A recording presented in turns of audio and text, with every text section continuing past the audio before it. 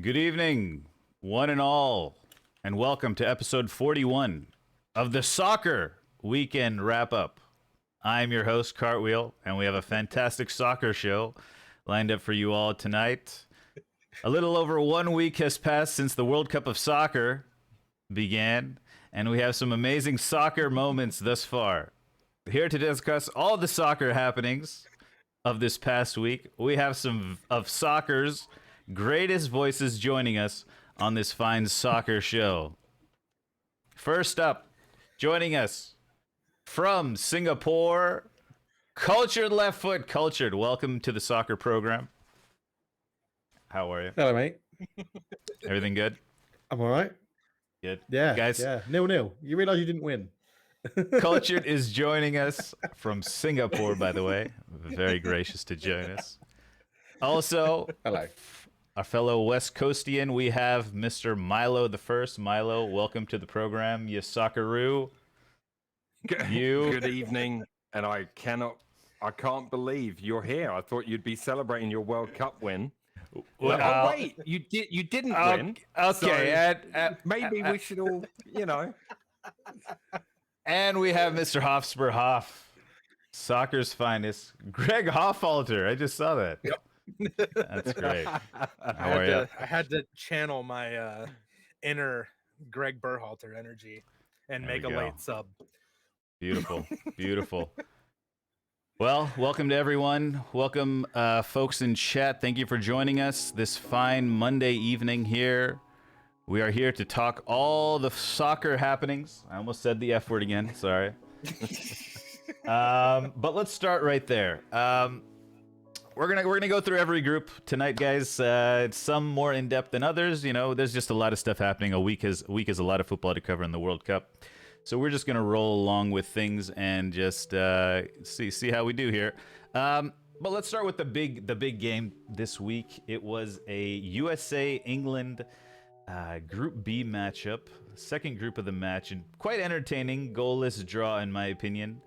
I felt that the US outplayed England quite a bit, and that is why we will be calling it soccer for the remainder of this week's show. Just wanted to let you guys know. I didn't tell you guys this in the past, but this is a new we're broadcasting from the United States, and it's like a law for this week. You're alienating our millions of European listeners and viewers right now. No, they understand. That's Gareth Southgate's fault. Take it up with him.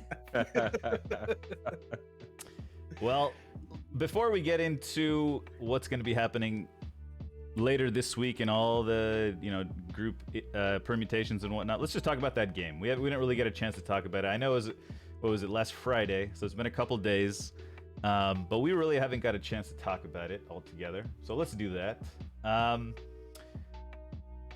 For me, I'll just take one of the standout performances in my opinion, and that was United States midfield. Before the match, I had said I thought Declan Rice and Jude Bellingham were going to run us over with their size and strength and their technical ability at that size, but it didn't happen. I thought our midfield work rate and performance was very, very good. We kind of forced England to play it long up to Kane, Saka, and Sterling. We kind of packed the midfield. I thought Kane did decent holding it up.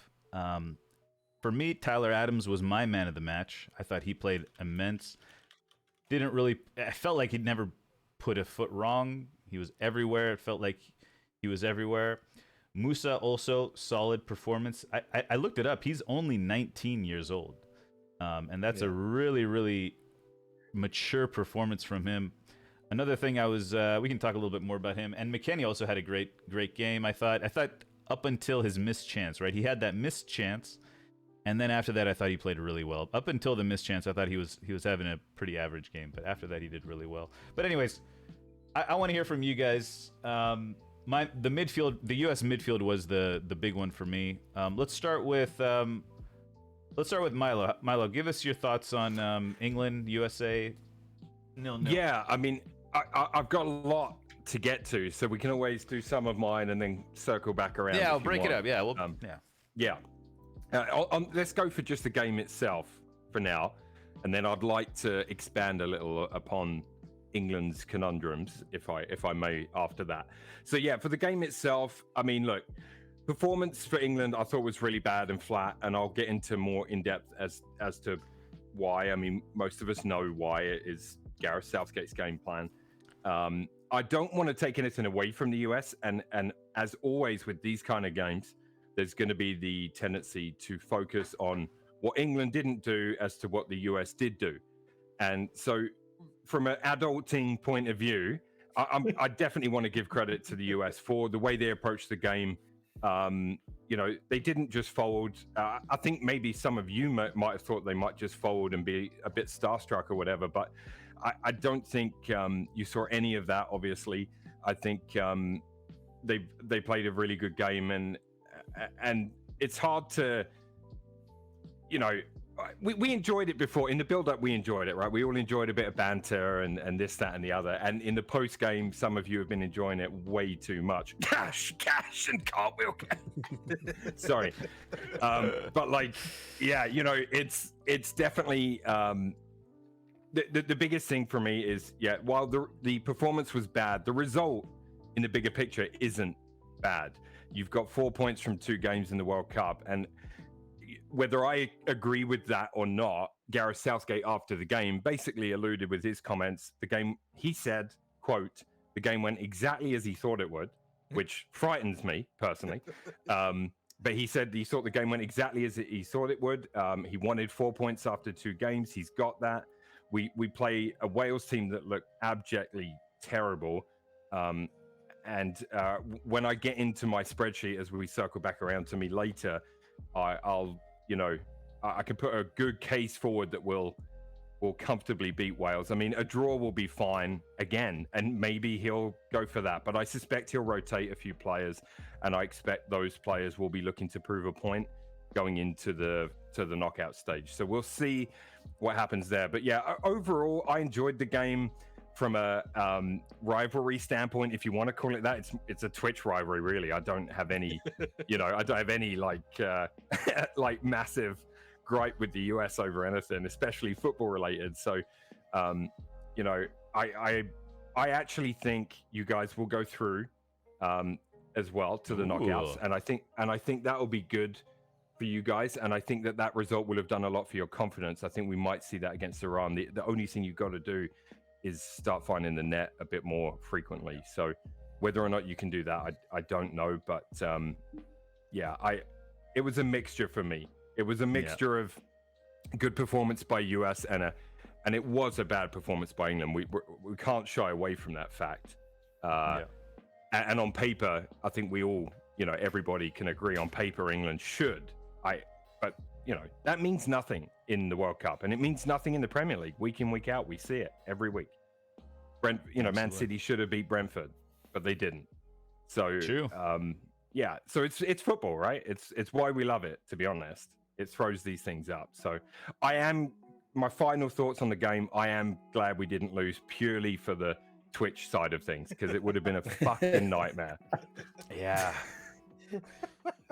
Definitely. I mean, well, yeah, I was before the game I was happy with a draw, but then after the game I was like, oof, we could have got something more. Hoff, what are your thoughts on the game? Yeah, what are you thinking? I agree with you. Tyler Adams has been our best player both matches so far. I remember after the Wales match, we had kind of mentioned like it's easier for midfielders to stand out when they're playing weaker teams, but he stood out against England, and I thought he did a great job, and McKennie as well, but Adams was just a cut above McKennie also.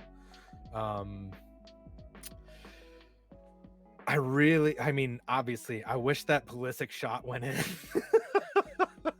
I have like nightmares of that hitting the bar and just going off to wherever it went. I really liked the game plan, if you want to call it that. I think the team's inexperience kind of played to their advantage in this game, because they didn't go in like starstruck or anything like that. And some of these guys play in the Premier League against most of the England players, but not a lot of them. But I thought Turner had another good game as well. That's looking to be like a good leaving Stefan at home is looking to be like the right decision. Who else stood out for me? I wish that I had mentioned it on Twitter. I wish that Berhalter brought on Aronson and Reyna earlier. I know they didn't come on at the same time, but I feel like Aronson was tailor-made for just forcing a mistake in the back and getting an easy goal, because the chances were still hard to create. I thought Maguire played really well overall. He was it's probably for actual man of the match, probably between him and Adams, between both squads. But yeah, I enjoyed it much more than I thought before the match, because I was nervous before the match. Then once I saw how we like took the game to them, I felt much better about it. Do you feel proud of the men's national team after that? Proud. Yeah, I didn't think we had a performance like that in us, and I think Milo is right that will give them confidence going against Iran, or it should. Just got to score goals. Have to score goals if you want to do anything in a knockout tournament. You got to score. Yeah, definitely.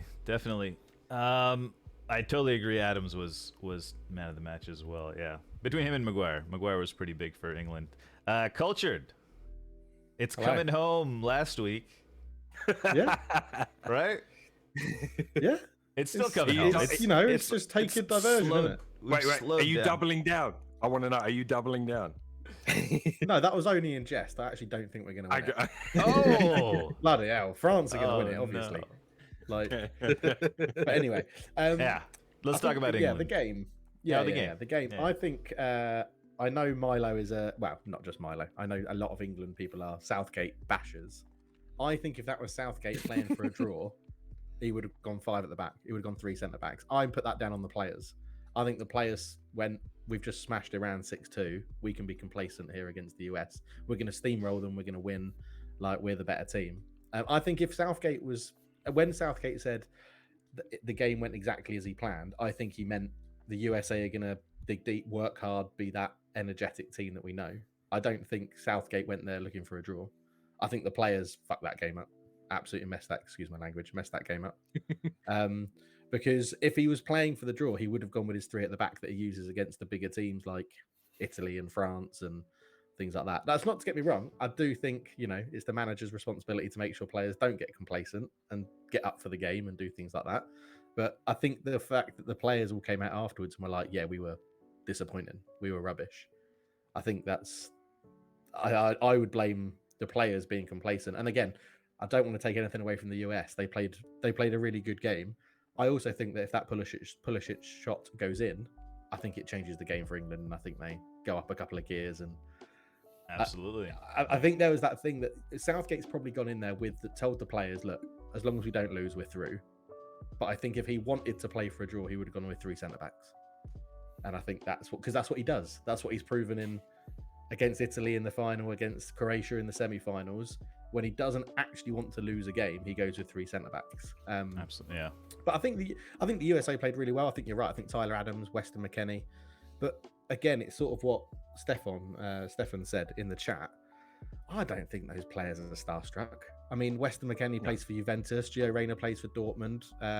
Tim Ream plays for Fulham. He's up against the Premier League players every week. Matt Turner's in the Premier League. Whether he's playing or not, he's training with the likes of Gabriel Jesus and Martinelli and Xhaka and all those sort of players that are in the Premier League every week. I think there's still a bit of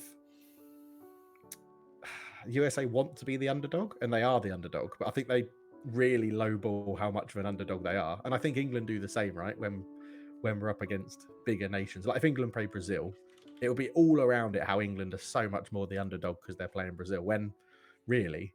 All Right. these teams and players play in top divisions and stuff. So, yeah, I'm not sure. I think the USA played well. I'm a bit confused why the USA are celebrating as much as they are for a 0-0 draw. It's the classic 1-1 USA win that happened in the last World Cup when we played. But yeah, it was. I'll tell you what, my big point. Definitely not worth staying up till 5 o'clock in the morning for. Oh, yeah. After that was when I did my 5 p.m. till 5 a.m. all drinking. Oh my. And it started well because Qatar got beaten again, which was great. Wales played Iran, which was a good ending to the game. That was, it was building with excitement, and then it ended with, me having an espresso martini watching England and USA draw 0-0. So it wasn't an amazing start to my morning. Let's say that's a tough last game in that run right there. It was pretty slow, It was a pretty slow game, but still, had a pretty high intensity. Anything could happen. Yeah. Why is the Americans? Why is a 0-0 so good?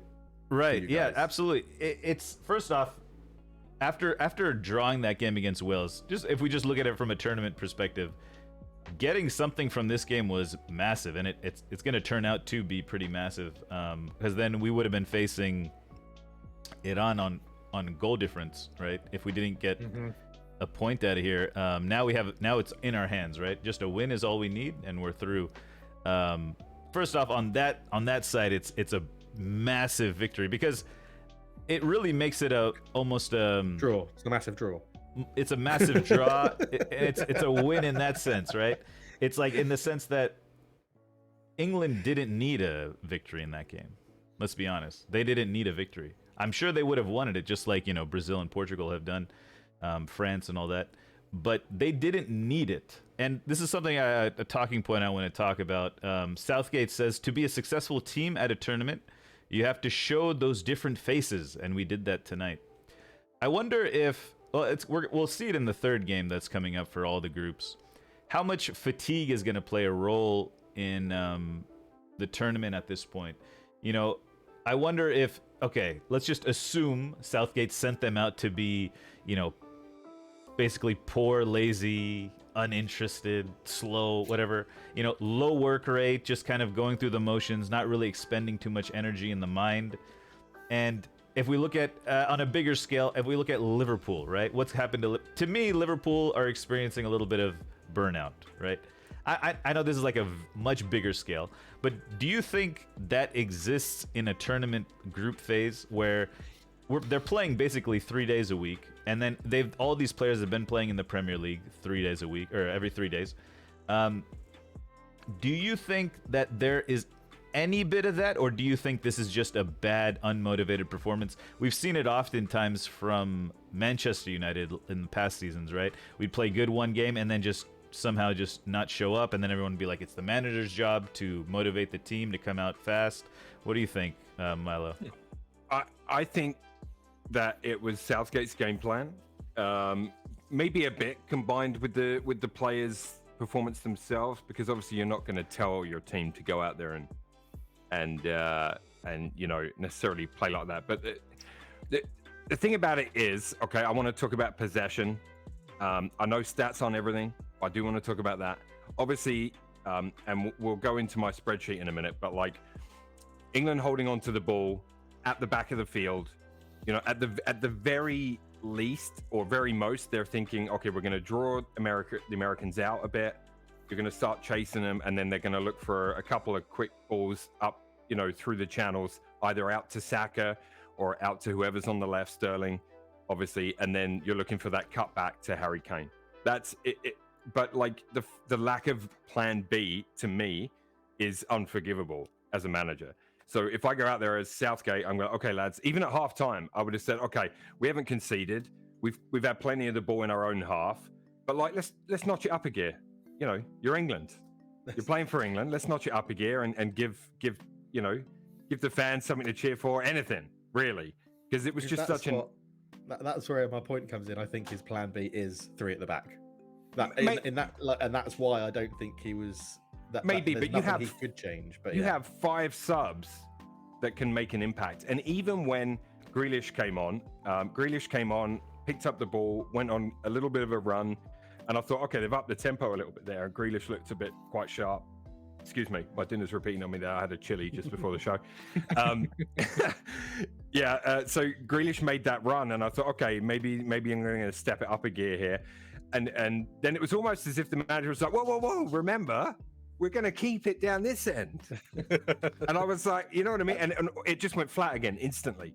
Do you think somebody is responsible for that? Do you think we're spoiled though with the amount of good football we get to see week in, week out with the Premier League, the La Liga, like, because even our club teams, right? I know. Spurs, Arsenal, United, they have. Oh, I mean, United have had plenty of off days recently, and even Hoff has said recently on past shows, it's like one half is terrible, one half is amazing, and you will remember the good half of football. You will remember Arsene Wenger ball. You'll remember Arteta getting the passing moves going. We'll remember Ten Hag, playing good football. We'll remember when we stepped up and played amazing under Fergie. And you remember those, and then you get this such condensed period of football for a World Cup or a Euros. And the mentality is you get points to get you out of the group. I know. And you get through the group, and then you do what you have to get to win that tournament. And I feel like I am clouded a little. And I'm more the manager that would watch my Football Manager streams. I'm more the manager that will lose 6-4 by going for it. You know what I mean? That's just I prefer that, obviously. I love the England team at France 98.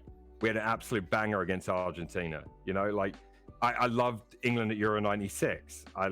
There's been other performance. Euro 2004, we were pretty good as well. It's just that,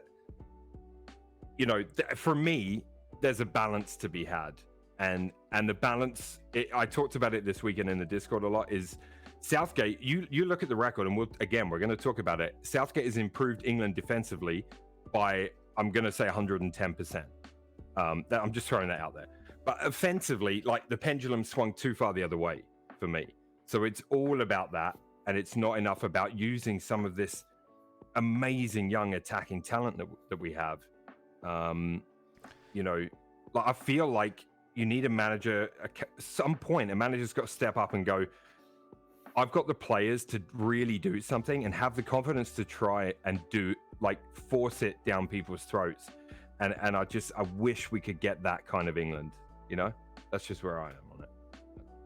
Yeah, my argument, we did that against Iran, and therefore we were in a position where we didn't have to go for it against the USA. Well, then we better. I don't care if we do it against Wales. Anything is better than performance-wise. Anything will be better for me. Yeah, a draw gets us through. I am at the point now where, as long as we make it through the group, I don't really care. But then the next game after that, I'm expecting a performance, and if we get what I suspect we'll get, it's going to be a fine 50-50 line, and we could be looking at a game where we're. By the way, I just want to clarify as well for all the one that's new in the chat and hasn't spoken before. I'm not a Southgate fan. I know Cart loves a bit of discussion and argumentative on the show. I would much prefer a different manager than Southgate, but he has been the best England manager and has now overtaken Sir Alf Ramsey in terms of wins as an England manager. Oh God, it's awful that you're even saying that. Is there going to be a Southgate statue outside Wembley? Because if there is, I'm going to knock it over. If we win it, there will be. God. Has there been another manager the Premier League has probably been one of the strongest leagues kind of more recently, I'd say, than in history, right? Maybe that has something to do with why Southgate's doing so well. One big thing, do you think they'll score? I'm expecting a very explosive performance against Wales. Like, I think they're going to score at least 3 goals, and I think it's going to be an extremely high-energy performance. That's my prediction for the Wales game.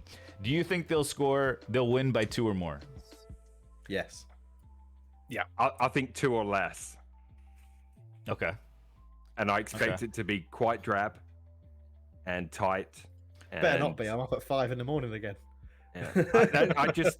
I want to get into when I get into the spreadsheet. You're going to see why. All right. Before we touch is the spreadsheet on this game or something else? Is the spreadsheet? Is it on England? It's on England. It's just some points about England. Okay. So, before we go there, let's do a little bit of US. Let's just look ahead at US's games. Yes. Other things I didn't really mention when I started up is I don't like Weston McKennie's hair. Do you guys like Weston McKennie's hair? I think I have PTSD Pog TSD or something. Yeah. I saw Milo mentioned that last time, didn't he? I Yeah, just It didn't is. know that he was French. yeah, But- he's got the French flag. But here's but here's the important thing about Weston McKennie is Berhalter, he tweaked the formation a little bit, right? He didn't play the same way we played against Wales. He dropped Weston McKennie out wide, almost like a 4-4-2. And what that did is, I mean, I know it's going to sound like I'm a Manchester United bias, but Luke Shaw is one of your more creative wingers. Like as far as operating from the wing and crossing balls in, etc., just like he assisted Bellingham. So I think that little tweak by Berhalter, by putting McKennie out on the right, helping Dest with those, Shaw's runs, is really crucial to how he nullified England looking like an attacking team. I think a little bit of credit has to be given there. And as I mentioned before, England against Iran, I think Iran had they played with 2 high pressers or something, or one or two high pressers. And also, let's just remember, against Iran played with 6 changes to their starting 11 against Wales. So it was a little different bit of a Iran side. But the way we packed the midfield and didn't allow you to build up through midfield kind of nullified a lot of your comfortable attacking structure, and it left the onus on Maguire and Stones to play long balls. Anyways, mentioned that earlier. And for as far as the US goes, over 50% of our attack was down the right side through McKennie and Dest, that area, which is really interesting because Shaw likes to get forward, and I think we're trying to attack that space behind him. Other guys, if we look at the defending of the teams, right? I thought the U.S. on the left side was pretty good. There were a couple chances early on where England was able to circulate it and then get Trippier free or get Saka free on the wing in the beginning, and that was a little frightening because that's our strong side, Robinson, Ream over there, and to Culture and Hoff's point about the Europe and Stefan's point about the players playing in Europe, Zimmerman's the only one playing in MLS. And I think, personally, I judge him harder because of that fact. These other guys, I feel like they have the experience against these guys and the speed and everything in the top leagues. And Zimmerman, I think I judge him harshly, a little unfairly, but he played one ball in the second half, I think, and he just passed it away, and England had a dangerous possession off of that. And that stuff just, just leaves me a little unconfident. That goes back to the Wales game as well, right? Everyone was like, well, he plays in the MLS, he's not up to speed, he can't handle that sort of thing, and he fouled Bale, who plays in the MLS, which didn't really make sense. But yeah, it's like, I understand that thought process you have, that he's going to get judged because he's the only one of that. Was it your whole squad or just your starting 11? The starting the 11. Yeah, Starting 11. Starting 11 that isn't in a top league, let's say. So I think he will get judged harsher. Yeah, and to Milo's point, when Grealish came on, he had those couple of runs, and Berhalter did really well there. He brought Shaq Moore on, another player who I don't know nothing about, to be honest. I think he's an MLS player, but he came on, fresh legs to nullify Grealish's threat as well. All of these things were really, it gave me a little bit of confidence for USA's chances against Iran. But the part that does not give me confidence, of what Hoff, you mentioned as well, is our attack, right? We don't have a... Oh, I think we lost Hoff. We don't have a number... Did we lose Hoff? Oh, yeah, he's listening inquisitive and very intently. Is a number 9. We don't really have a number 9. We had Josh Sargent against Wales, and then we had Haji Wright last game. I think we're gonna do Claudio Reyna, Pulisic, and Weah up front, and that should give us enough attacking threat to get something. I hope we see it. That's what I would do. Yeah, and the reason I mentioned how are they taking it easy for a game because of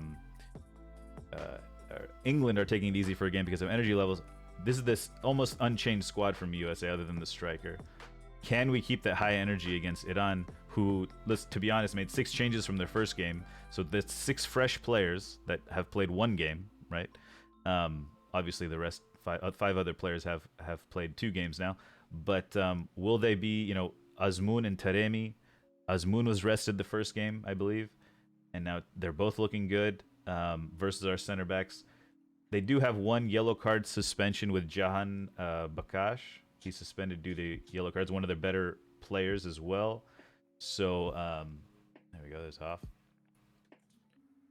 So Sorry about that. Oh, good. So I don't know. It's tomorrow. Game's tomorrow, by the way, if you guys don't know. And I feel like if we can score a goal or if we can do something in the attack, we have a chance. But I don't have the confidence in our attack right now at all. And by the way, USA must win, right, to go through. And if they can win, it'll be CONCACAF's first win in the tournament. Wow. Yeah. And this is, by the way, this is the same start that US had in 2010. 2 draws and 1 versus England. Anyways. Costa Rica won. Yeah, Costa Rica beat Japan. Yeah. No, my sources. So I'm interested to see how Iran are going to line up, because against England, you mentioned it earlier, right? They had 2 or 3 men that were pressing, and I think that allowed us to pass around them a little bit easier than they were expecting. And then against Wales, they sat a little bit deeper and they waited until the last 20 minutes and then just sort of went, right, here we go, we can go and win this game now. And then they changed their tactics. I'm intrigued what they'll do against the USA, because I think the USA could line up either a bit more like England or a bit more like Wales. They have those like if they played Pulisic, Weir, and who's the other guy you just mentioned up front? Reina hasn't been starting, but Reina. Sorry, I'd like to see if Reina, they play those 3 as your sort of forward 3, that's much more like sort of Saka, Sterling, or Kane, and that sort of build up.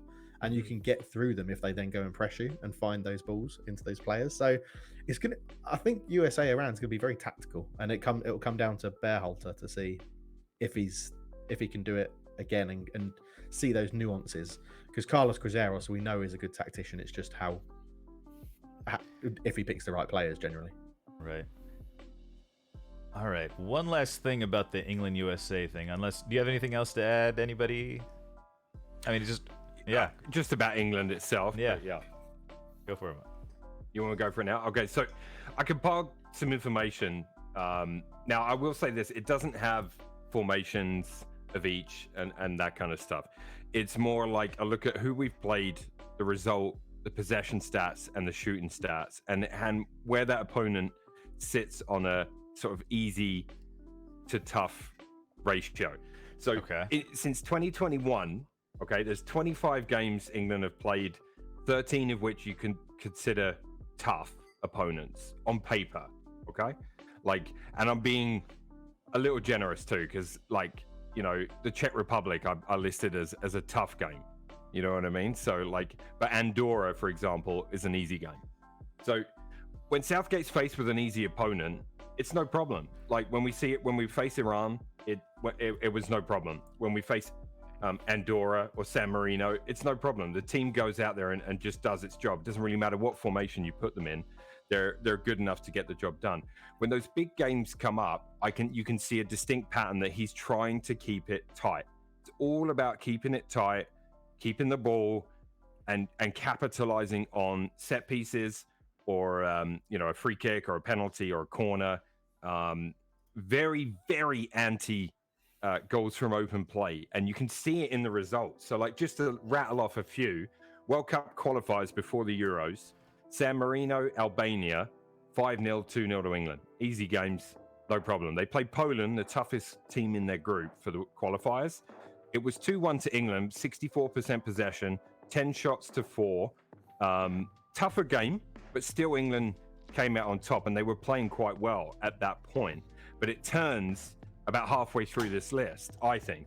So then you go Croatia 1-0 in the Euros, Scotland 0-0. That was an abject, dismal display, very similar to the US game. And it's the second group game at the Euros.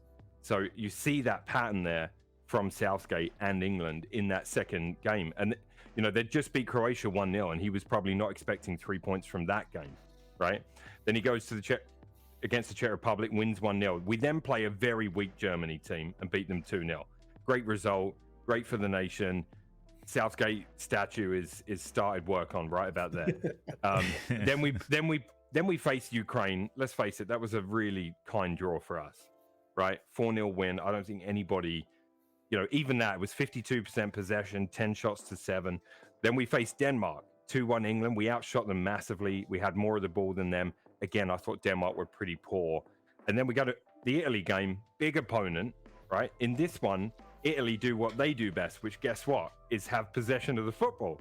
So we had 34% of the possession against Italy in that Euro final. Okay, and it ended up going to penalties, but a really defensive display. It was actually 6 shots by England, 19 by Italy, which I didn't remember. Now these are shots total, not on target, so do take that into account. But the pattern begins against the strong teams. So then we go. That's that tournament. Back to qualifiers. Hungary 4-0, Andorra 4-0, Poland again, good team, 1-1 draw, 64% possession. Shot stats very similar, tough opponents. So Southgate shuts up shop when he thinks we're playing a team that can cause us problems. At some point, you've got to go and win one of these games. Again, World Cup quali groups, cultured, to your point. He knows what's coming. The next game, Andorra 5-0. Then we play Hungary 1-1. That was a bad result. Albania 5-0. San Marino 10-0, which is a freebie for everybody. Yeah. Switzerland 2-1. Then before the World Cup, obviously we had the Nations League. There's a couple of other games in there. I'm going to leave them out. I want to talk about the Nations League because we beat Hungary 1-0. Very similar stats. We had 58% of the possession. Shot stats very even. Hungary had plenty of opportunity to cause us problems there, and we somehow came out of it with the 3 points. Germany a 1-1 draw. People will say that's a good result, but we just beat them 2-0 in the Euros, and they haven't really improved. Right? Then we go Italy 0-0. We lose to Hungary 4-0, and then we lose to Italy 1-0, and then we draw with Germany 3-3. So again, I just want to highlight that Southgate's philosophy and results against the better teams are very, very similar throughout the last 24 months. And I thought it was an interesting look, and especially when I looked at the group results for the Euros. It was against Scotland. The team were absolutely slated for that performance, much like that game against the US. Absolutely. Yeah, but if we win it, I don't care. So sorry to rant. Sorry to rant on there, but I went off on a tangent in my head, and I was like, I'm going to go looking at all the results and have a look and see if there's a pattern. And there is a pattern. It's a very clear Southgate game plan. Not, in my opinion, not the players. I don't think the players are going, all right, we'll slack 10 past San Marino, and then we'll just sit back and do nothing against Germany, or Italy or whoever. I don't know. Is it because our defense is shit? Against the big teams we have to. Yeah, they are. Our defense is terrible. Our defense is absolutely shocking. You can't go and play it the same way we play against San Marino against Brazil. I'm not suggesting we do that, but what I am suggesting is you've got to have some end product, right? You've got to have it, and you can't choose when that's going to be. In terms of, in the 11th minute, we're gonna have a thrusting attack that might get us a goal, and then we're gonna hold the ball at the back for 30 minutes. Do you know what I mean? Like, you've got to have spells and gears in the game that you can go up and down in, and we don't have that. It's either flat or against the poor teams, it's pretty good, maybe even really good, but then it's flat again. You know what I mean? Like, if there was a middle ground, wouldn't that be better? Surely there's a manager out there that can get both out of these players, defense and attack, when it counts. Yeah, I mean, that would be ideal. That would be ideal. But before we move on, and before we look at the kind of the table, I think Hoff has the table here. Last question is substitutions. On the US side, I think it's pretty straightforward, our options, right? We're going to replace one of our fullbacks, striker replacement. I think Pulisic is going to play 90 minutes plus, whatever happens. And then in midfield, we'll do some tweaking. Other than that, it feels like the team is pretty set. Hoff, do you have the group permutation thing? Yep. When you get a chance. No Foden, no Trent Alexander-Arnold. Okay, we'll just have it queued up here. We'll do it in a sec. What are you guys' thoughts on no Phil Foden? And this is my theory, And it also goes to the point of Claudio Reyna. This is my theory, okay? This is the only way I can. This is my theory to be a Southgate fan or whatever, you know? Like, I'm trying to see the other side of it, and it is a secret weapon, right? Some sort of X factor that teams cannot prepare for in the future. In the future of this tournament, right? Our opponents haven't seen much of. They didn't see anything of Claudio Reyna. England didn't see anything of, or not Claudio Reyna, Giovanni Reyna. Gio. We did see Claudio in the stands though. Yeah. We didn't see anything of him, and then we bring him in this game. A little bit of an unknown quantity in a USA kit for England, possibly. Now, next game, maybe Foden starts, maybe he doesn't start. Maybe now that the English public, there's been an uproar, maybe he feels pressured to put him in. Maybe then, you know, but I also see it as, you know, give him maybe 15 minutes against Wales. Just 15 minutes. And then whoever your next opponent is, give him maybe, you know, give him the start maybe, you know? I don't know. Like, we know, it comes down to chemistry. I don't know. Trent, Foden, secret weapon theory. Anybody? No? I don't know. Anybody biting? I'm not biting on the secret weapon theory. My biggest concern. I'm not fussed about Foden not coming on, because if he comes on in a game where we need to get something really creative against I don't know, Ecuador in the knockouts. Let's say Ecuador put 10 men behind the ball and we're struggling to break them down. That's when you want Phil Foden. I think Foden might start in the knockouts. I think there might be a change of shape and Foden might come in, but my biggest annoyance is that, one, I didn't want Jordan Henderson in the squad anyway, and then two, he brought Jordan Henderson on. Because when Jordan Henderson was in the squad, I was like, I could get that, you know, captain of his club. He's going to be good for morale. He's going to be going around making sure everyone's playing table tennis or in the pool or, you know, doing their unicorn swimming things that this England team does. And then he brought him on, and I was like, oh my God, if you're going to make a sub, don't bring on Jordan Henderson. That's just going to piss everyone out. That pissed me off. And I'm like, really drunk at 5 o'clock in the morning. I was like, why Jordan Henderson? I think that's a clear indication that they're playing for the draw. To me. The rumor has it that he's starting tomorrow. Oh God, that's the rumor out of the camp, that he's starting tomorrow instead of Bellingham. That's the rumor. Oh boy, we'll see. But alrighty, chat. This is the iterations, guys. These are the iterations. We need a USA win. Okay, can we all look at this? Yep. England and USA. Look, see USA win column. England and USA. Can we all just get behind the USA? You know, I don't care where we finish in the group standings. So if it means that much to you guys, sure, go ahead and win the group. Well, I want the USA to win their game. Like, yeah, let's get a USA win, and then you guys get a win or a draw. We're both in. Saudi Iran Sports. Sorry, bro. It's just you know. Yeah. Sorry, Iran. Wales. What with if an Iran win? shot. What will the reaction be in the US? If Iran win? Oh, does Greg lose his job? Oh yeah. Greg should lose his job, at that point. I don't think he's managing after the World Cup anyways. It's so right.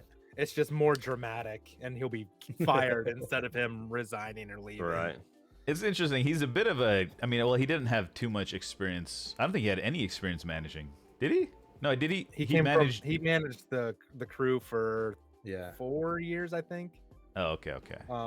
He was at LA Galaxy for a bit. Yeah, he was there briefly. But he got us to a cup final that we lost to Caleb Porter. But anyways, not important. Okay. So he has some. I mean, and he's playing exactly the same style that he was in Columbus, just with different players. All right. But yeah, those are all the iterations here. Iran Sports. What do you think? I'd love to get your take. You know, assuming that you're cheering for Iran tomorrow, like, do you think they can get a result over the US? Yeah, one thing I saw. It's going to be double-decker bus parked. Double-decker bus. And also I had mentioned John Bakash, and he said he's not that good for them. So I guess not. You know, I don't know. So maybe that's not a big miss. I got a little hope there. I just, you know, in a World Cup where we talk about upsets and things, like, would it be an upset if Iran were to beat you? Would it be an upset? Do you reckon Iran are in a more difficult situation knowing that a draw gets them through? because that's a mindset to have. Well, it's what we were just talking about, right? The mindset of You think with they have Gareth the Iranian Southgate. Gareth Southgate in charge? Well, Carlos Caceres is a defensive coach. yeah, Yeah. that's true. But would you The rather counter be in will. the USA's position knowing that you have to win? I think it's an easier mindset to be in, that you have to win a game. Yeah. Yeah, Yeah, agreed. fair Yeah. enough. But I still feel like Azmoun and Taremi versus our. I mean, I'm confident with our left side. It's our right side I'm just not confident with. Just That say Zimmerman. It's fine. Zimmerman and Dest are going to be an issue in my opinion. But Both of them. what's the predictions then? What are we saying? What? Go on, honest predictions. Go around everyone. We play at the same time tomorrow as well, which is Yeah, kind of Yeah. bad. I'm gonna have- games bad. are the same. Yeah. I'm gonna have. Stop I'll match try to have fixing. both on. I'll have the England one on in the Discord card. I'll so have if you both need on, yeah. if you need a feed, then Okay. I've been working on my Spanish. Yo Oh, you've been watching escucho Spanish en commentary? español. Sí, sí. Escucho en español. Go on, Cart. What does your gut say? As the host, what does your gut say? Hold on. Let me just The do a quick USA. simulation of the match. like He's in got your football head. manager out. 3-1 USA. Oh my God. That was just one 3-1. simulation, though. That was just one simulation. Wow. Wow. No. What I saw was like USA still packing the midfield, not really pushing too hard in the beginning, and then just trying to counter. I think we're gonna have some Timmy Weah, Pulisic. Something's gonna happen there. Our only attackers. Yeah, great analysis by me. You know, our attackers will do something with the ball. Hopefully, Towards the other I- goal. towards I feel the other like goal. I feel like 1-1. I agree with Stefan. 1-1. What does that do for the group? It if rounds it's a- through.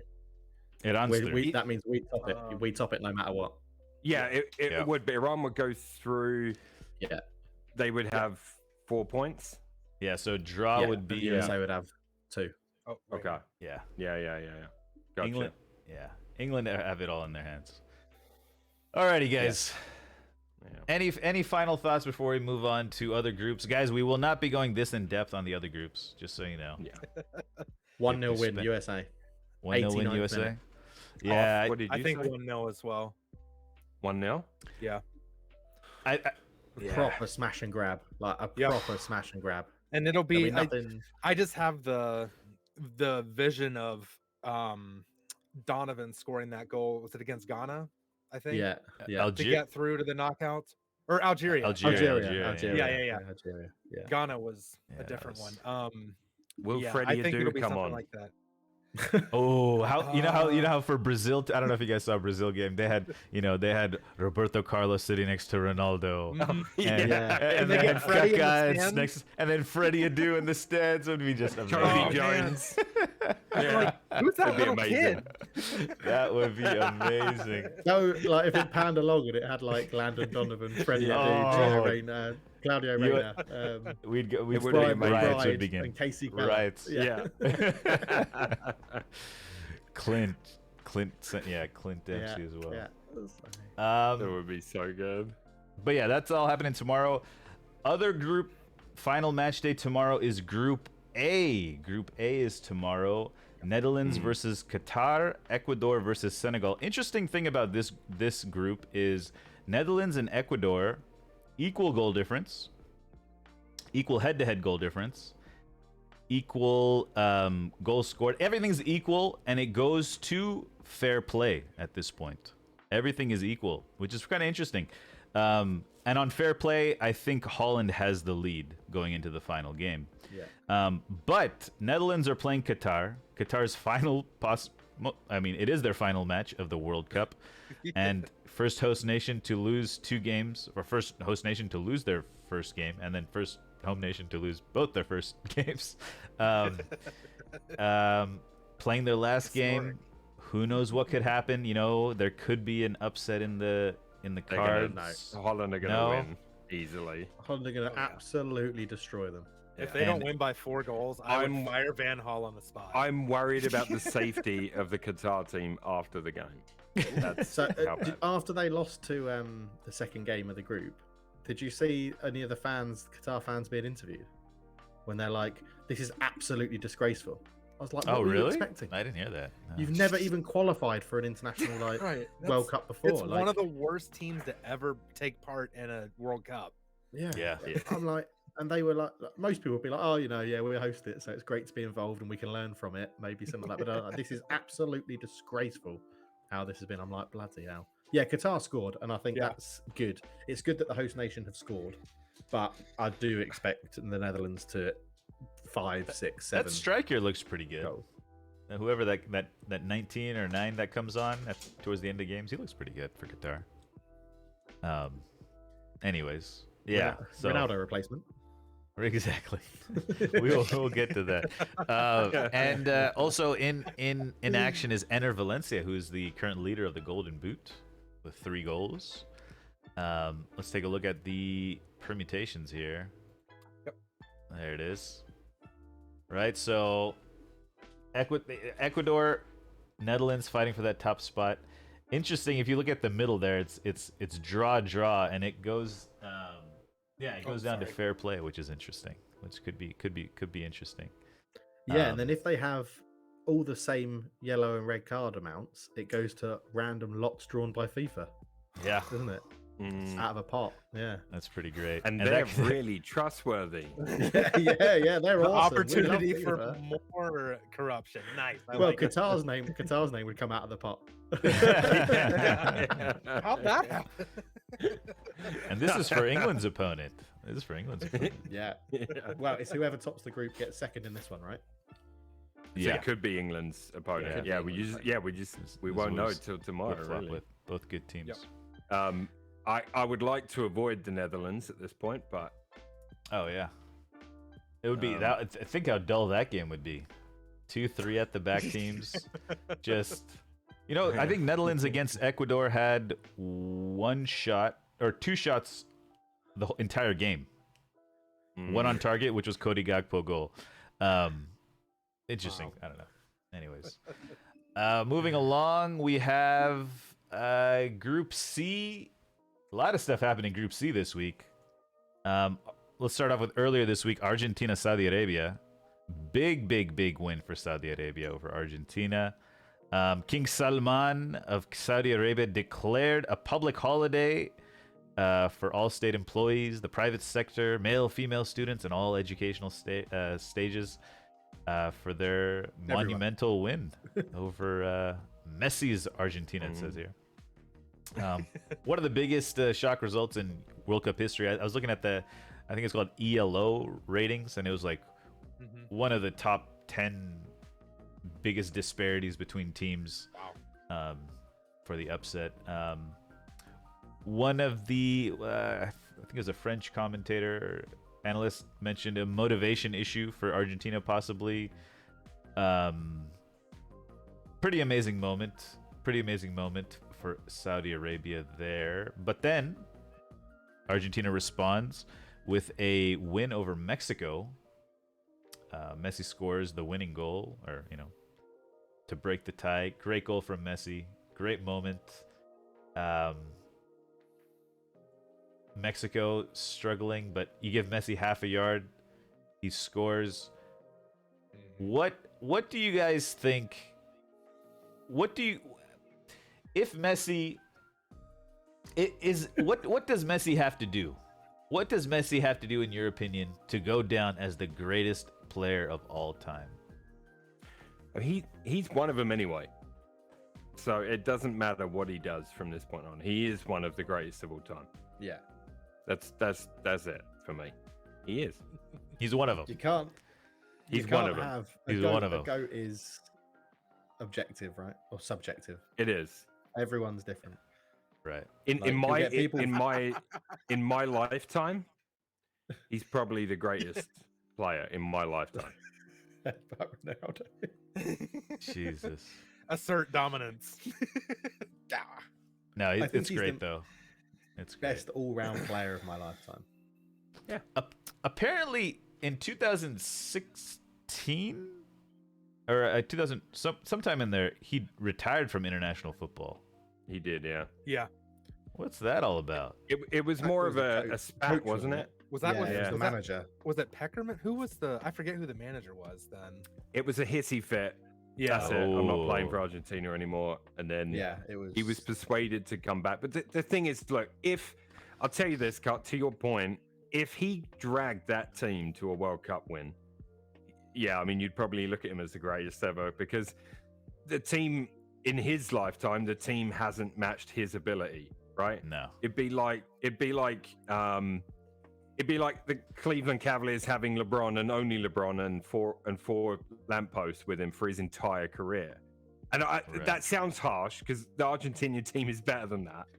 But my point is they're not at his level, and he's, cohesively as a team, whether it's management, game plan, everything mixed together, they've not been able to make it happen in his lifetime, and that will have to go down as a massive miss to Argentina. I think, the peak Argentina team was last World Cup where they lost in the final. Was that last World Cup? Or yeah, it was last World Cup, wasn't it? Where they lost Two in the World final. Cups ago, yeah. Two World Cups ago, yeah. where Messi was on Germany, fire, yeah. but everyone around him was also playing incredibly well as well. Higuain. I agree with Milo. If he drags that Argentina team to a World Cup win this year with Nicolas Otamendi playing at centre back, who I thought had retired when he left Man City, like that's just yeah. I think he's done a very good job. So, But is that the key to defeating this Argentina team, right? Hector Herrera in that match was just man marking Messi, because Messi just likes to hang out in that central third of the pitch horizontally, and then he just kind of hangs out from midfield up. And he just gave him a half a space. Di Maria found him. Decent pass from Di Maria as well. And it got into Messi and bang, just put it away. Just, I mean, you can't. We know this, right? You can't leave him there unmarked. As soon as I saw the space he had, and that's their plan, though, isn't it? Get him free and then give him the ball. And the problem is, a lot of Argentina teams that he's been in, it's that, when you're playing with people, and no matter what level you're at, if some guy is that good, you'll sort of slow down and stop to watch what he's going to do. yeah, right. And you don't, you know what I mean? I think- And it happens at the top level. It does. It definitely and I think that's does. one of the issues with man marking, right? Trying to man mark someone like Messi for the whole game basically means one lapse in concentration, and it could be it's a high percentage chance of a goal when Messi gets the ball from outside the box, and it's that one lapse, and that's what happened, right? So Yeah. it's difficult. Very good. Very It's good. kind He of did like have a free kick. it's kind of like when goalkeepers stand around and do nothing for 87 minutes and they have to make one really big save, but Yeah. you're putting that pressure on the entire defense instead of just the Right. keeper. What do you guys think of Enzo Fernandez? He's getting a lot of praise He played in well. the media. Liverpool Yeah. are after him, apparently.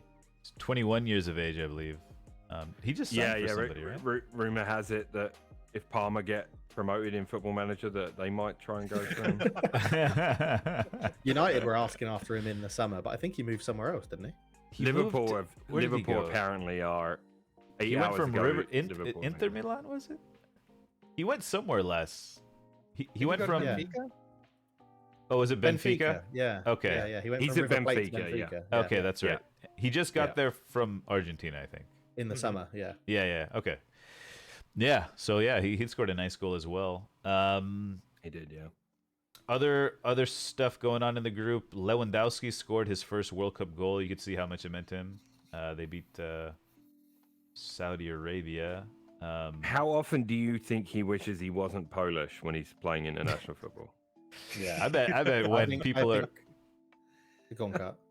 I bet when people are at the World Cup, I mean, there's a part of him that's like, Yeah. damn, I wish I was there. But then he's like, working on his new TikTok dance and stuff. He's having to he's relaxing. He's watching his teammates get reckon- knocked out. I bet when Germany won the World Cup, that must have been kind of rough.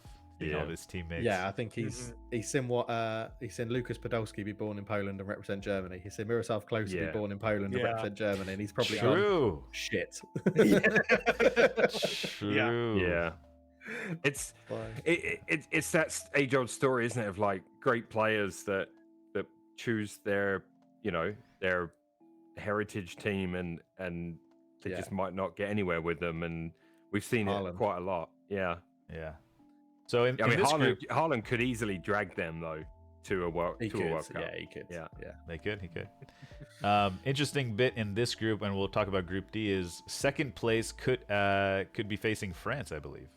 So finishing second in this group could be problematic. I don't think anybody wants to finish second. So that Argentina-Poland game is going to be good. Most groups are set up for a great match day 3, which is going to be really good. An Argentina-France game would be nice and spicy. Get one of those knocked out early on would be great as well. That would be great. Yeah. Let's just quick prediction. What do you guys think? Who's going to go through?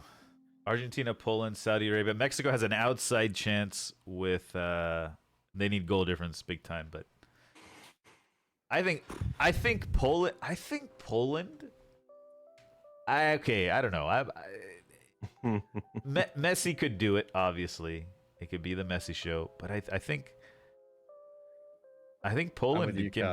There's something in me that's just like Poland are gonna nick it somehow. I don't think. Yeah, for some reason, I just don't think. I don't know. I don't think trust this Argentina team. I think Argentina are gonna continue on. I think they needed that result to get back on track, and I think they're gonna continue on. And I think there'll be too much for Poland. Oof. Okay. And I think Mexico will win. Yeah. Okay. So would that would be Argentina and Mexico going through then, right? No, it'd be Mexico Argentina needs help. and Mexico, Poland need goal difference, I think, right? Right. Yeah. So it would. Yeah. Okay. So it's going to depend on the results then. It depends on how much Argentina beat Poland and how much Mexico beat Saudi Arabia. Yeah. And Saudi Arabia, they got the home support. This is a home match for them, so Yeah. it's gonna be some a good wild games. atmosphere. Yeah. But yes, moving on to Group D. Group D, France have topped the group. They're through, aren't they? Yeah, they're through. Let me just pull this up. God, they're here. good. They are good. So but much depth. Defensively, do you know what? Denmark had quite a few opportunities that a better team would have taken. And I really think the key to France is you just have to obviously nullify Mbappe. You got to take him out. It's just that easy. Yeah. Simple. Well, yeah, Gareth Southgate already is planning for it. I'm telling you. Yeah. he's automatic, right? If you give him a little bit of he just makes chances. He makes chances left and right, nonstop. What we're talking about, Griezmann's also his playing running very well. style is weird. Mbappe? It's such a weird running style. Yeah, it's so long. His stride is so long with the ball. It's ridiculous. Henry-esque. Henry was a little bigger though, which was made, I think. Yeah, that's the thing. I think Henry was skinnier though as well. Well, Henry was taller than Mbappe, so a lengthier stride looked more normal for something of his height. But Mbappe is small and he's still, it's strange. But anyway, sorry, Kat. Yeah, Griezmann. Yeah. Griezmann played well. France is through, top spot. Let's look at the permutations. No matter what happens, they're that top. Bicycle kick attempt by, was it Hernandez? Yeah, that would have been such a great goal. So, and but look at Australia. On your point, unbelievable. Yep. Oh yeah. Jesus. Aussie 18's not here, I don't think, unless he's lurking. But he must be very excited right now. Big match versus Denmark. Denmark. I think Denmark have too much for them, though, don't they? Yeah. Denmark against Australia. Surely Denmark have too much against Australia. They'll pan in the audience and just Bentner. Just one. Just sit the 5 seats around him empty. Just him. Yeah. Yeah. He'll be the only one. Yeah. Because he'll tell them I can't sit with anyone else. Like I'm way too important. He tried to book the whole stadium, but they weren't having it. Yeah. I think with what Milo was talking about France's defense, I think they made 3 changes in that back four, didn't they? For that last game, and I think Didier Deschamps was just trying it out. I mean, he brought Varane in from the start after his injury. Theo Hernandez replaced Lucas Hernandez at left back because of injury. I was like, I think it was more just let's give everyone some game time in a game we should win. So they've got Hernandez. They have a Hernandez for every occasion. Exactly. Yeah. Exactly. Yeah. Big win for Australia over Tunisia. Leaves them with their destiny in their hands. I don't know if you saw that. Hannibal from Tunisia threw the ball at somebody's face. Yeah. That's pretty. I don't know. But I'm not sure about Hannibal anymore. He's got very high aggression on Football Manager, and that proved it. So, yeah. So I'm not sure Denmark, about him. Denmark can win and go through. Australia can win and go through. Tunisia can win and go through. Yeah, I mean that would be a draw then, I assume, in the other game. So Yeah. I mean, that is a great, obviously France are through, so what it is. But the rest of that is a really good story brewing there. Somebody's going to go through. It's good, and it's going to be a good time. Good games. That's what you expect the groups to be like, right? The big team goes through after 2 games, and then the next is just hell could break loose and anyone could get out. Well, so I don't know if we're gonna touch upon today's games at all, but the games today, like South Korea and Ghana, that's what the World Cup's about, right? It's so cool. Sorry, I'm jumping the gun, guys. My bad. I thought it was interesting how I was watching a Matchday vlog. What's his name? I'm forgetting his name, but he's a Birmingham City fan, and there was a bunch of Tunisian fans that knew Birmingham City because of Hannibal. It's just so interesting how, I always talk about this, right? Kagawa coming to United increases the Japanese market. Mkhitaryan coming to United increases the Armenian market. United loaning a player to Birmingham puts Birmingham City on the map. It's like not on the map. They're a great club with a lot of history. I'm not trying to, but I'm just saying it's just interesting how these Tunisian fans that are at the World Cup have some connection to England now. I don't know. It's just cool how the globalization of the sport and players like Hannibal is probably just an average player. We don't know what he's going to turn into, but his stock is so much higher because he's Tunisian, which is interesting to me. I don't know. I just find that interesting. Anyways, moving on. There we go. There you go. Spain. Thank you, Hoff. Spain looked like one of the best teams, in my opinion. I watched the Germany-Spain game. Very high energy, extremely youthful. Outside of Busquets and Jordi Alba, everyone else is a young kid with tons of energy. They're starting with this false 9 Asensio, controlled, letting Gavi and Pedri push forward. It's just a really nice, balanced team. Luis Enrique is doing Twitch streams in between each match, discussing all the tactics. Apparently, he let the team select itself for the first game. I don't know if that's a fact. I might be just reading headlines there. Rodri is playing center back, which I personally love. I love that, right? Lisandro Martinez, Mascherano, Yaya Torre, these guys are kind of basically midfielders dropping into center back area, ball playing. I love it. This is like the Pep Guardiola fans, right? The Pep sexuals. They love this stuff, and I also love it too. I'm not saying it's the greatest, but it's great football. The on the ball playing players just everywhere. Great game though with Germany. Morata comes on off the bench as well for Spain. They've got a lot of more youth. Ansu coming off the bench. Inaki Williams, the youngster, as well, coming off the bench. Very high energy. They look like one of the top teams. Will they do it against a very good defensive team? We don't know. They played Costa Rica against Germany. Germany looked pretty good, and they handled them. But I don't think this is, when I say a good team, I'm saying like, when they come up against France and Brazil. I don't think Germany is on that level quite yet. But yeah, I don't know if you guys saw the Spain-Germany game. Any thoughts on Spain so far? Spain are flying at the moment. Well, not flying, but I think they're a team. They're a team that could win it. I think they look so good. Yeah. I think they look very, very good. And it's that, next generation. Like, I saw a tweet today and only caught it like very briefly, so I'm probably going to butcher it. But it was something about how how come Spain just get to respawn Xavi and Iniesta? You know, Yeah, with Right. was it two the youngsters. was it one around Football Manager, and it was like how many times did they redo their youth intake that So- year? something yeah. like that, yeah. So, And I just, it made me laugh because I'm like, Funny. yeah, I mean, it really looks like a Spanish team, doesn't it? You know what I mean? Just the way they're playing the ball and stuff. I don't know. I've been very impressed with them, and I know the first result was a bit of a freak one, but yeah, I think they could be one to watch here.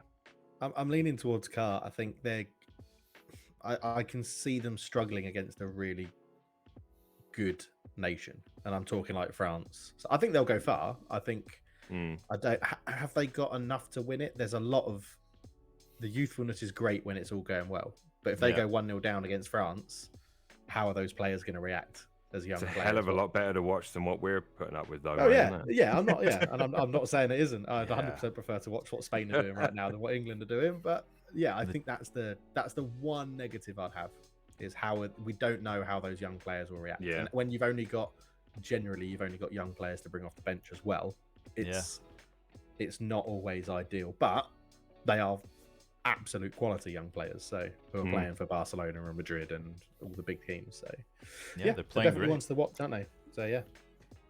They're playing great. Costa Rica with a win, they can get through. It's all happening. It's all happening. Excuse me. I thought I really enjoyed the Germany-Spain game. It was the save that Neuer made on Danny Yeah. Olmo.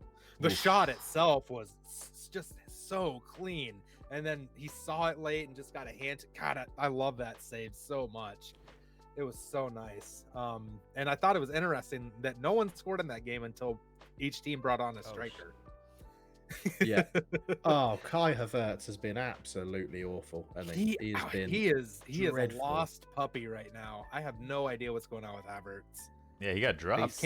He can't do anything for Chelsea. He's been invisible for Germany. I was surprised he got called up, honestly. Well, I'm not surprised he got called up, but I'm surprised that oh my god, who's the German manager? Hansi Flick, Yeah. has said what we're going to do is use you in the exact same way that Chelsea are using and you've been terrible. Like that's what surprised me the that's most. true. Why has he seen what he's done at Chelsea and thought, yes, that is what I need my Yes. national team to do? I'm like, Yeah. I don't get it. I don't get it. So, but yeah, obviously losing Werner so late was a big blow for them, though, wasn't it? Because they built that their striking three around Werner. So Yeah. Yeah, what is yeah. Fulkenberg? That's his name? Fulkrug? Fulkenberg? Fulkrug? full Krug. He had a nice goal. Niklas Fulkrug. Yeah. Nice goal I'm- for Who him. do you, so who do you happy think's he going to go scored. through here? Mm. I mean, who do I think? Mm-hmm. Wait, Germany wins Spain? Why is that one darkened? I don't know. Are they all different colors? Yeah, is it the odds? Is it something to do with the odds, do you think? It might be the odds, yeah. I don't know. You sent it to I know. Yeah, so it's It is- I think must that's be the saying odds. a Germany That's to the win most is likely, the lowest yeah. is the most me. Yeah. who Germany are playing Spain, aren't they? No, Germany are Costa playing Rica. Costa Rica, Costa yeah. So it's probably Rica. saying that is the most likely outcome. Likely. Germany Oh, win cool, and then cool. Spain and Germany go through, I imagine. Yeah. Well, Ah. what if Costa Rica win and Oh, let's sorry. see, Costa Rica and- wins the top, yeah. and Spain win, it'd be them, and yeah, so it'd be interesting. I mean, I would laugh if Germany go out in the group stage. I don't think Costa Rica will beat Germany. No, I think Stefan has put it right in the You're chat. there, yeah. underestimating. Germany beating Costa Rica. Underestimating Joel Campbell, which gives me an excuse to say Arsene Wenger's done it again. He had some Costa statistic. Rica. I forgot what it is. Costa I Rica think have he's had one shot properly in this- estimated. Yeah. He had like the most tackles or something against I Spain. swear I read Costa Rica have had one shot in this World Cup and it was their goal. The goal, yeah. Oh my It's God. that's their only shot, not even yeah. just on I target. think That's that's their only CONCACAF. shot. Yeah. CONCACAF things, CONCACAF. baby. You got CONCACAF, Japan. You got CONCACAF, exactly. Alrighty, Out of all moving of on. that, I would like Oh, to yeah. see Spain and Japan. Spain and Japan is what I would like to see go through. That middle square, right in the middle. I'd love That's to what I see wanna say. Japan Two go through. draws. I'd love to Yeah. see Japan as well. I Yeah. love. Ooh. 2-0 draws because I'm not going to be watching these games. So This little note: if Japan win and Costa Rica and Germany draw, Costa Rica could qualify if Japan beat Spain by 14 goals. Yes. that- Come on, Japan. Jesus. Do it for Asia. Do it for Asia. Okay, if that happens, I'll take back what I said about Spain maybe winning it.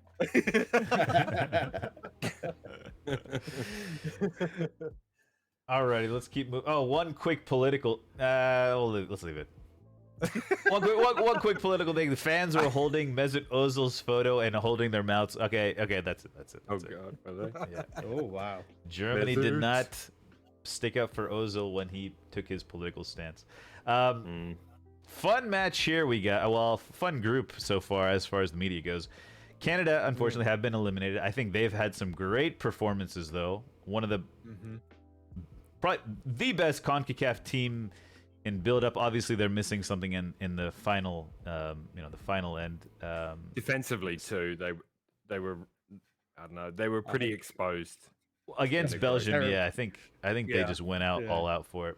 I'm sorry, but it's terrible man management to openly say we're going to go and F up Croatia. Yeah, that and then was make really- known. And That that's was giving so bad. Croatia's team talk for him, right? Yeah, Andre Kramer said, "I want to thank the Canadian coach for the motivation. Croatia demonstrated who effed who." the thing what is, I live Yeah. in Canada, as you know, and the They were going to win it, weren't they? this bizarre notion of people that would be like, "Oh, you're looking forward to the World Cup?" I'm like, "Yeah." They're like, "We got a really good chance, right?" I'm like, "No," Oh. and they're like, "But Belgium and Croatia, they're not that good." I'm like, "Yeah, all right, Belgium, I think are poorer than I thought they would be, maybe, but they've wasted a generation as well, I think.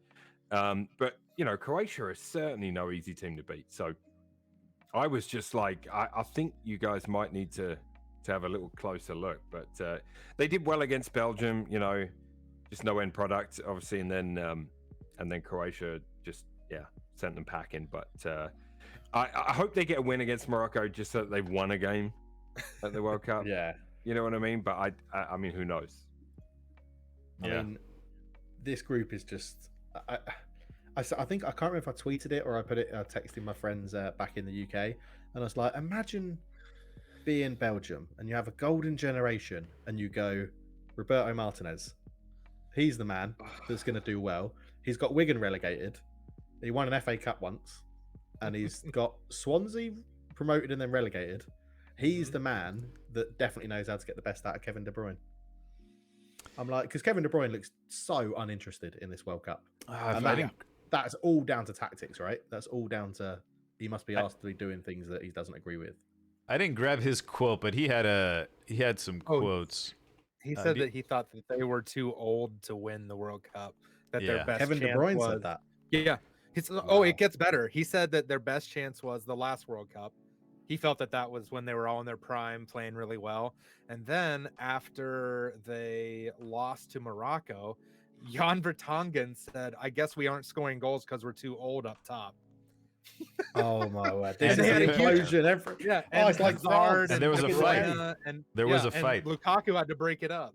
There was a fight on the Which training I think pitch. Lukaku could break up any fight ever. He's big enough to do it. Yeah. But So it's KDB strikes again. It is what it is. Wow. Yeah, I didn't Comments know that. after the Croatia match. Comments from the Canadian coach. I could have been a little more composed coming out of the huddle, but that's my learning. I'll take it on the chin, but from that mindset point of view, I think we showed that in that first 25 minutes that little old Canada can compete with the best in the world. Second biggest country in the world, but sure, little old Canada. They're all playing hockey. He also left out the part where he's probably going to be managing in MLS next year. Yeah. A little stat about the Canadian manager, because he weirdly on my podcast that I do with my friend, he's the first manager to ever manage the same nation in men's and women's at a World Cup. Oh, cool. So he was ladies Canada manager and got them to like the quarterfinals or something, and then from that got the manager job at That's right. Canadian men's team. Yeah. Nice. Weren't they calling for the England women's coach to get the men's coach or something? What, Hope Powell back in the day? No, just Yeah, recently, that- because she's like a Swedish manager that you have currently. Yeah. Yeah. Yeah, They were saying she Nah. should be the next one. Anyways, They talk well, like every time like a Premier League job opens, I just lost her name.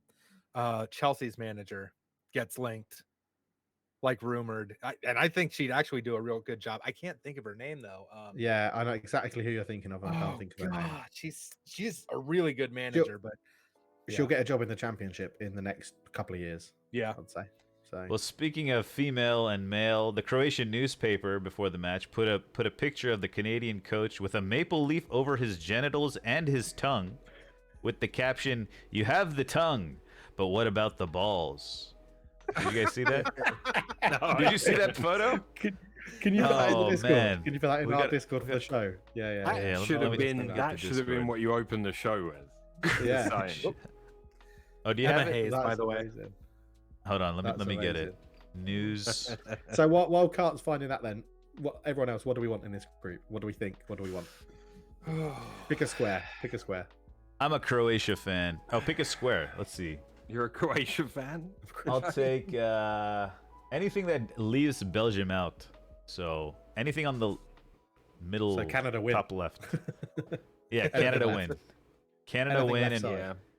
Yeah. anything Croatia and Morocco. Yeah. Yeah. draws. That's yeah. a safe bet. Hold on, where here it is. I think we can show this on the screen. Here, Hoff, maybe you can just show it on yours. Okay. The current one. I think this is not TOS, is it? As long as you can't see any genitals. Nah, it'll as be long There's as no. you can't see It was on. It was on the. Oh. Oh, that was blocked on Discord. Ah. I couldn't Oh. paste the photo. Hold on. Let me see if I can send it to Hoff. We're breaking down the third wall here. People are seeing the background. There you go. Yeah. Ready? Oh, there we go. Okay. There we go. Oh yeah, got it. There's the photo. Just a second. This is the And be ready to move on, slowly. Gotcha. There it is. There's the photo. So the translation is. Oh, it's gone. Yeah. Okay. That's good. That's good. Sorry. No, that's Okay. fine. That's fine. Okay. Next group, we have Group G, which was today. We can talk about today's games now. Brazil through top of the group. Richarlison with a great bicycle kick versus Serbia earlier this week. And Casemiro with a nice goal today to put them past Switzerland. GDX led Switzerland. Big miss for this game was Neymar is out of the group phase, so he'll be out for next game as well, possibly more. Not kind of a similar to Brazil when he got that back injury. He was in and out. Paqueta stepped up. I thought he played really well in the first half. They've had 0 shots on target allowed for their first 2 games. I think that's the first time in the World Cup history. I gotta check that. But Alisson's been chilling. What else happened in this group? Cameroon. News out of the Cameroon camp. Andre Onana, the goalkeeper. Onana has decided to leave the World Cup with permanent effect, and he will not be back. Apparently, head coach Song asked him to switch to a more traditional goalkeeping style, less aggressive. He didn't like Onana playing the ball out to the defense, like Ajax style or whatever, Italian Inter Milan style. Onana didn't agree and instead started questioning Song's tactics and even asked him why he starts Nkolu. And then he got dropped. And now he's been kicked out of the camp. And he's going home, as he should. But yeah, that's what's happening in that group. Some great games, though. I don't know if you saw the Cameroon game today. Some of the goals in that was just... Yeah. Abu Bakar came on as a sub, and he scored possibly the highest chipped goal I've ever seen. He's got so lucky with that. Is that the highest chipped goal you've ever seen? Over the bar. Rumor Is that even has a it, chip? he was watching Dennis Bergkamp and Eric Cantona replays all morning before that game. But no, That I'd say chip combined the was... two. Bergkamp and Cantona are proper chips. That was like a scoop. That was like a spoon. It was, We'd yeah. call it at school, Yeah. right, Milo? When you were growing up in England, you spooned Yeah, it. yeah. Spooned Like that it. was a proper spoon, like where you've got like a spoon under it and chucked it in the air. It's gone Yeah. so high. You got lucky. It was a situation where I don't even think... It was one of those situations where he thought he was offside, I think. I was and he so was just like, surprised. all right, I'm Yeah. just gonna throw it up, and it ended up being onside. It was everyone thought Yeah, on the yeah. field thought it was off, but he came on, scored 2 and assisted 1, I believe, for Choupo-Moting. So they're in with the small shout, but Yeah, what does the text say on that one? I think it's just This yeah. one, Switzerland qualify if Cameroon win by only 1 and score 2 less goals. so If it's Cameroon pretty tight. win and Serbia win, Serbia qualify if they win by 2 more than Cameroon, or win by 1 more and score more goals. Right. It's pretty tight. It's pretty tight, you know. It's pretty tight. I think that Switzerland Serbia game could be a real banger. It could be a dull, really boring game, but it could also be a real banger because yeah. it could get feisty. I think, and Mitrovic getting sent yeah, off. yeah, GDX will get stuck in there as Yeah. well. Have Bottom some left of is that. the square I want out of that group. I want Brazil and Serbia. I see. Yeah. I want top left. I want GDX through. I want GDX to have a shot at. I love Mitro. The I just knockouts. love Mitro. I want him Yeah. through. Cause havoc. It's Go and similar like to smash the Mbappe in the face. With no Kevin De Bruyne, they need a Granit Xhaka oh my in the goodness. knockout. Oh god. And Arsene Wenger's done it again. Exactly. I mean, thank you for.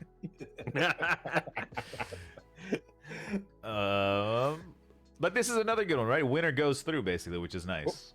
All right. Yeah, no, Yeah. you're good. You're good. Yeah, Just similar. Somebody. I mean, there aren't too many situations where it's just like between these two teams, winner goes through, or winner draw, and then winner right goes through, which will be nice. Fun matches, like a knockout game. It'll be a knockout game for one team, like down by aggregate or something. All right, final group. Also today, Portugal have qualified for the next round with a win today against Uruguay. 2 goals from Bruno Fernandes. Did you see the goal that Ronaldo almost got his head to? He did the almost- sue. He claimed I it. was gonna say he claimed it. Like that is classic Ronaldo. There's got to be some sort of. That's like a. He made the goal though, to be honest, right? But claiming Yeah, it, but he didn't that's touch such it. Claiming a it, Harry yeah. Kane. That's such a Harry Claiming Kane it's another moment. thing. Right Can you there. remember again? So Milo, this will probably be just before. It's definitely before Cart's time because it's pre-headbutt.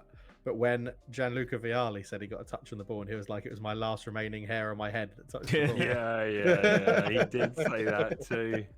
That was a Chelsea. That's I funny. think, back in I the just day. thought it Yeah. was funny that he claimed it, you know, because Yeah. you know if it touched you or not. Yeah. Right? Yeah. Like you do. Yeah, one time I was playing baseball and the umpire said I got hit by a pitch and I didn't get hit by a pitch. Did you argue with him? No, I even talked to the first base coach. The first base coach was from the. I don't know. Oh no, I was next to the other dugout, so I was like, "Yo, did you get hit?" I was like, "No." Did it hit your jersey though? It hit my jersey. That's what it was. Yeah. Okay. Yeah. It was like the hair is like a jersey. You know? Yeah. Yeah. I thought Bruno played well in this game. I did watch most of this one, although the penalty run up shouldn't be allowed. Oh no, yeah, the penalty though. Let's talk about The penalty itself. Well, you know from our Premier League discussions, I don't think that should be a penalty. No, I agree.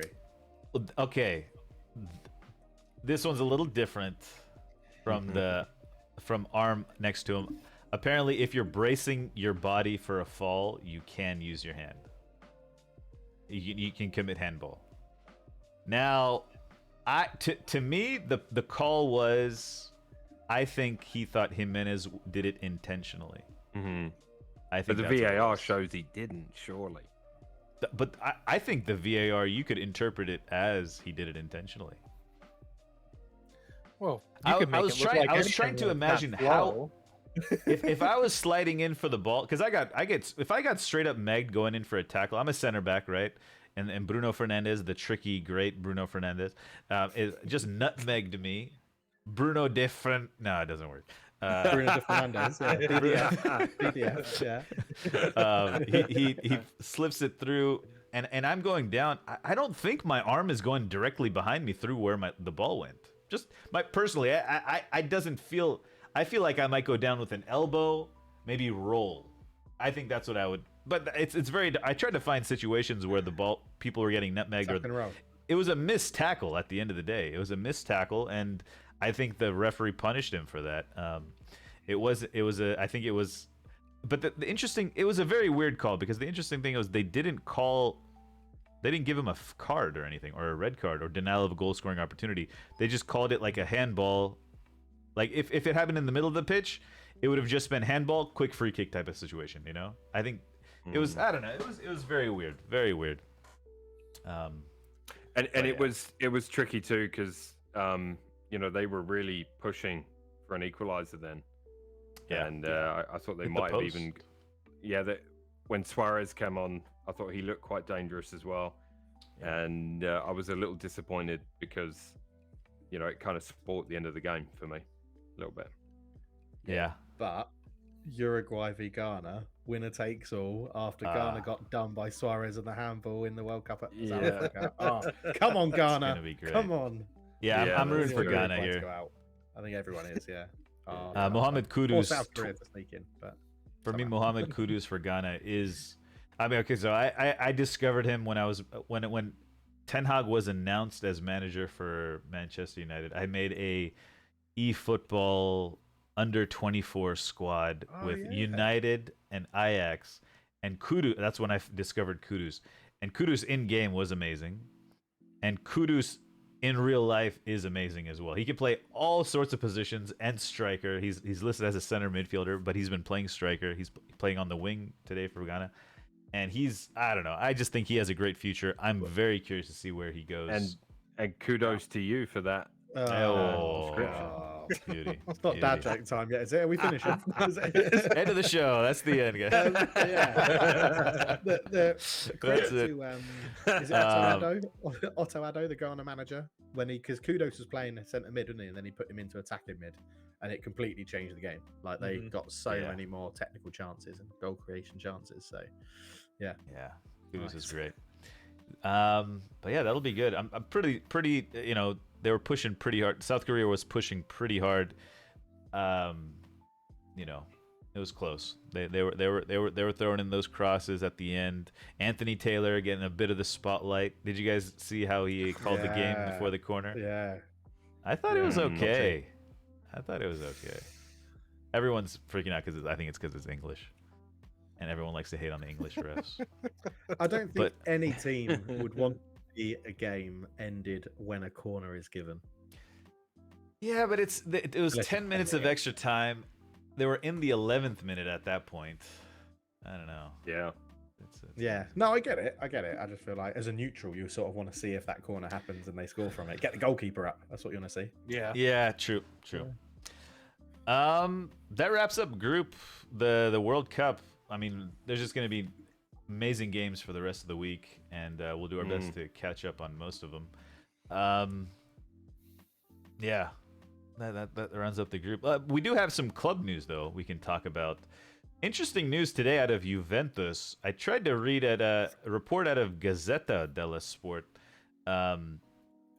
Juventus board have decided to resign Juventus board members Andrea Agnelli and Vice President Pavel Nedved. It's the end of the Agnelli era as Juve president. Reported by Gazzetta dello Sport, Juventus were audited and problems were found regarding the 2019-2020, 2021 financial years. Critical issues relating to so-called salary maneuvers regarding wages being reduced and increased during the COVID era were found by auditing group Deloitte. Reportedly, Juventus were under investigation for fake revenue from transfers. It's called in Italian, it's called plusvalenza, which is another word for capital gains, basically.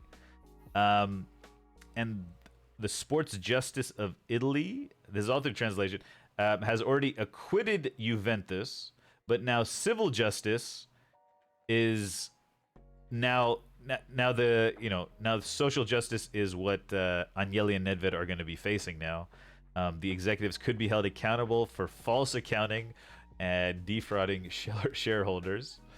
And the resignations most likely been done to take attention away from the club in case Agnelli and Nedved go on trial. And this leads to the infamous possible FM23 save. Juventus climb the Italian ladder again. What? Yeah. Anyway, no, maybe that part wasn't serious. But yeah, some serious stuff going on with Juventus again.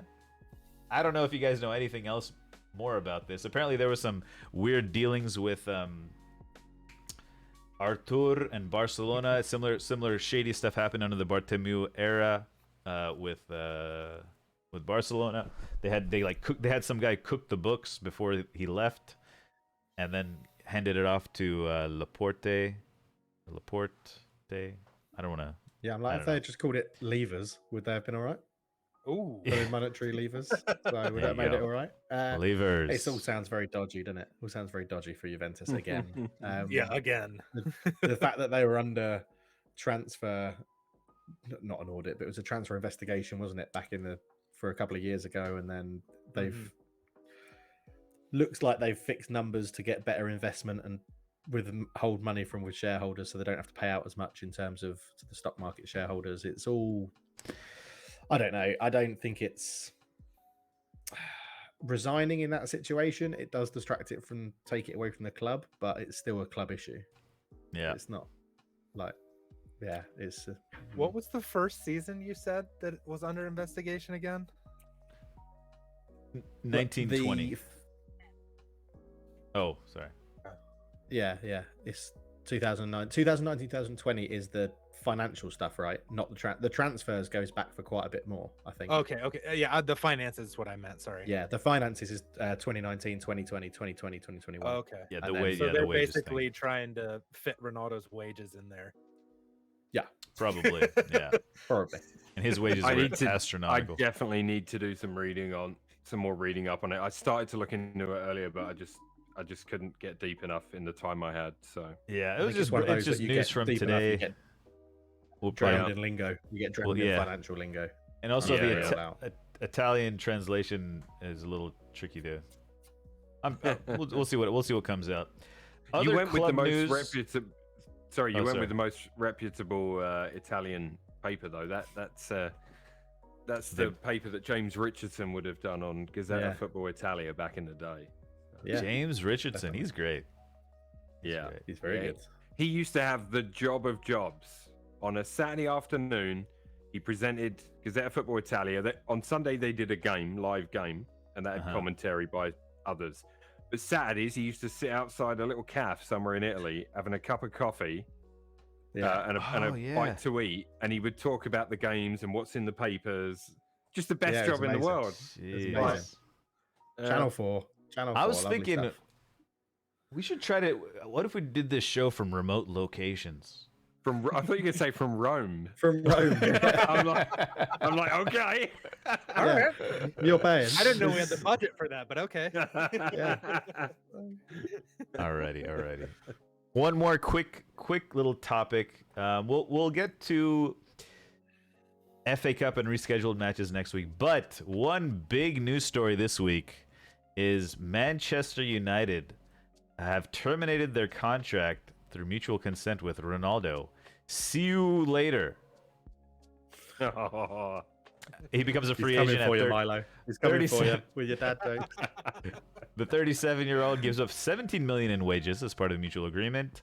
This Ronaldo drama is a lesson to never go back to your ex. All right, who will replace him? According to Gakpo, right? some sources, Cody Gakpo. Is that what you just said? I think you did. Yeah, Gakpo. Yeah. Apparently, he has verbally agreed to join Man United in this January. 5-year contract, approximately worth 60 million. Apparently, though, this journalist, Ross Harwood, also said Benjamin Sesko was a done deal, as well as Frankie de Jong. But Cody Gakpo rumors have been circulating since summer, so that does give me a little bit. I mean, the de Jong rumor circulated by you for about a year. Whoa. Was it PSV's manager said he's not expecting him to play for him after January? Someone, was someone close to leaving in the him summer. said he's not expecting him to be around the club in January after January. I can't remember who it was. I've not watched a lot of their games, but he does look good. He's good. Yeah. He's good. I didn't realize he was that tall. Yeah, he's a big boy. Yeah. Other replacements for Ronaldo, real quick before we Yeah. get into the quiz. Anybody have suggestions? Sesko's been rumored again. Rashford. Yeah, Felix Rashford. Oh my goodness. well, yeah, that's my one concern with Gakpo, right? Is that he's not an out striker. He's not. It's another winger striker. Yeah, And if you're going to exactly. play that fluid system, that's fine. So I saw Pulisic has been linked to us again. Yeah. For January. Yeah. So There you go. The Pulisic. thing with Ten Hag is, I was looking back and I mean, he doesn't really play with an out-and-out striker all the time, right? He had what's his name? With testicular cancer. Sebastian Aller. Aller. He had Aller, so Yeah. he did work with him, but like he did do a bit of false nine action a lot early Ajax days. So João Felix has been linked as well, which could be interesting. I don't know. We'll see. I'm excited to see who we get. Gakpo seems like a likely choice, though, just because of the Dutch connection, and he was heavily linked with us in the summer. Other I guess we'll Manchester talk about it United. in future episodes. But I was going to say, like, will the Glazers spend now that they're trying to sell? Yeah, that was going to be That's the other thing. Yeah. There's strategic. Glazers have instructed United to look for strategic alternatives. So it's looking like a sale, part sale. The Kroenke, Ed Woodward is leading the. Kroenke's about to expand his empire. Oh my god. Is he? Oh, right. You reckon? Oh, that'd be interesting, wouldn't it? No, imagine if he owned two. There'd be a bit of a conflict of interest. Yeah, conflict of I'm interest, imagining Premier League rules wouldn't even allow it. Yeah. And just real quick, FA Cup draw happened. Big ones I saw was it Chelsea City, Liverpool Wolves, and United Everton. Speaking of rearranged, Yeah, rearranged Did you matches. Yeah, let's just Premier League, Man City, Arsenal, February 15th. February 5th, day after Ooh. Valentine's Day or something, right? Or something. Yeah, it's Love going to is be in the romantic. air. Yeah. Martin Yeah. Arteta, GDX Pep. versus KDB. KGD, Yeah. GDX, KGB. KGB. That's it. Oh boy. Yeah. Man City Spurs is going to be January 19th as well. It'll be good. But yeah, lots of games. This is all subject to no replays. Anyways. Alrighty, shall we get to the quiz? Sure. Quiz time. Guys, we have a rapid fire quiz. I'm closing chat. Should I use chat? Should we have chat tell me who was fastest? No, I think you go unless there's an argument. Could we Okay. do a quick test? How are we going to do a test? All right, so Okay. Miles gonna say 1, 2, 3, or how do we do this? Yeah, the word you're going to say is Here, soccer. There you go. Here, You're all my- going to say soccer after I've said 3. All right. Okay. We're going to say sucker. 1, 2, 3, Saka. Soccer. Sucker. All right. That was Just start bullshit. counting from 1, and then let's all count at the same time. Milo, you start. 1, 2, 2, 3. 3, 4, 5. five. Are we? See, I'm saying before. I feels like I'm That's saying it delayed. before you guys. Yeah. Def- I think it's and you're because I have definitely 2 delayed. windows open. I'm gonna close one window. Okay. So Is he Hoff, talking you have about full windows control. outside or on I his was so computer? confused All right. by it, Yeah, I was like, You have full control I'll of shut my door. the I'm in charge now. There goes the show. Oh, hopefully the show doesn't close. No, don't it's still leave. yeah, open. we're good. Okay. All right, ready? Yeah. Count it off, Milo. Wait, we're doing the count again? Fuck it. Let's just play. Let's play. Stop the Let's count. go. Let's Stop the go. count. Let's just go. You can look at chat. Chat. Somebody in chat. Just let them know. Let them know. All right, Yeah, here we go. chat. If you feel I've made a mistake, all right. Quick summary of the rules for anyone that hasn't seen it. It's a rapid fire quiz. They're each going to have to say a specific name to give themselves the chance to answer. If they get it correct, they get a point. If they don't, we'll go to the next person. If they all get it wrong, we'll just move on. This week's activation words are for Cartwheel Champ, Diego Forlan. Diego. Yeah, you can say Diego. That's fine. Diego. Or Forlan, maybe. Diego is fine. Cultured Leffert, we're going to give you Just Fontaine. Oh my god! What? You have to say it with a French accent. I'll try. All right. Just Just Fontaine. Just, Nice. or That was say it good. like if you want to Justin. say it like an English person, just Fountain. Just. Yeah, Justin Fountain. Oh, speaking of pronunciation, did you hear that Tyler Adams press conference today? Oh my I didn't God. know. Let's not get into politics. Yeah. Maybe in the post show we can Oh. talk Oh, about God. politics. Yeah, All right, there we go. that's post show. Okay. All right, Hoff, you are getting Roger Miller. Roger Miller. Ooh, I feel like I've been Great. screwed over here. great name, Why? You can just say Just Just, or Fontaine. Diego. Just- Up to you. Diego. All right. Okay, is Alright. everybody ready? These questions get harder in order of order. Just so Okay, you okay. know. Okay. All right. The first World Cup tournament was held in which year? Diego. Go on. Go to 19 Cartwheel. 32. No. Roger, Oh. Roger? 1930. Yes. Oh. 2 years out, man. So close. All right. Let's see.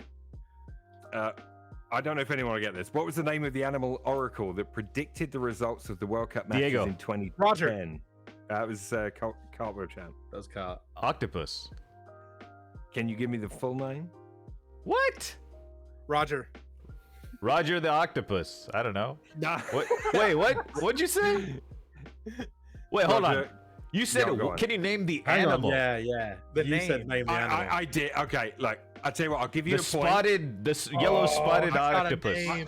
I'll give He you a has a point, but name. I'll give half a point if you can tell me the full answer. Go. Paul the octopus. Paul the octopus. is No. correct.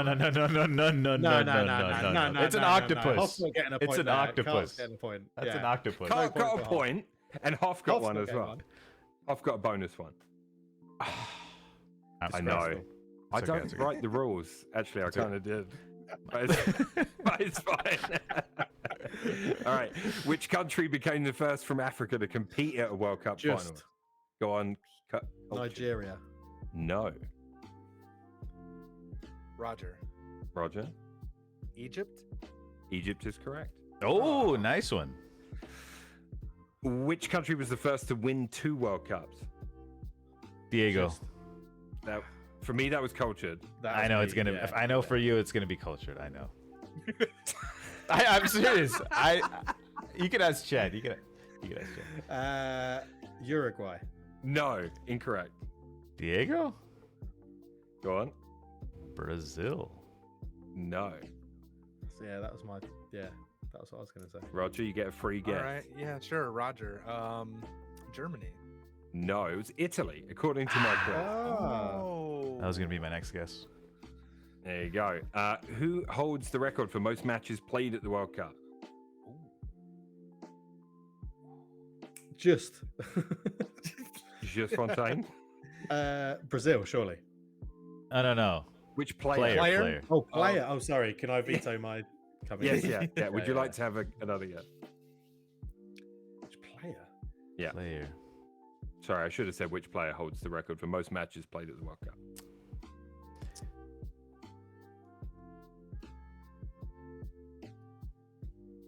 I'm gonna have to. Diego. Culture. You're gonna say cultured. I know. No, we did say it a similar time. We said it a similar time. I mean, there's a few now that have played at 5 World Cups. I mean, I'll go Wait. go You can Pele. get. who? Pele. No, incorrect. So Cartwheel. That was my guess. I'll go with the Mexican goalkeeper. No, incorrect. Great Roger, name. you get a freebie. Oh, Lionel Messi. Incorrect. The answer I've got is Paolo Maldini. Oh, great answer. Okay. Yes. It's actually he didn't play the last. He didn't play when they won I'm not either. sure that's right anymore. I mean, it says correct up to There's like- 22. It's There's good. 3 fine. people. I mean, there's it 3 could people be at this wrong. World Cup in their 5th tournament. So This is tough. This is a toughie. Who won the Okay. top scorer title at the tournament in Mexico '86? just Cultured. Gary Lineker. Correct. Ooh. You're on the board. I'm off. There we go. Okay. Who secured the 3-0 victory for France in the 98 final? Diego. Oh, Fontaine. I got Cartwheel. Yeah, Cart did say DA first. Yeah, so. I mean, Did he I? didn't finish his name. You did, yeah. See, now he doesn't want it. You said DA. Well, I know who scored the first 2 goals. The last one was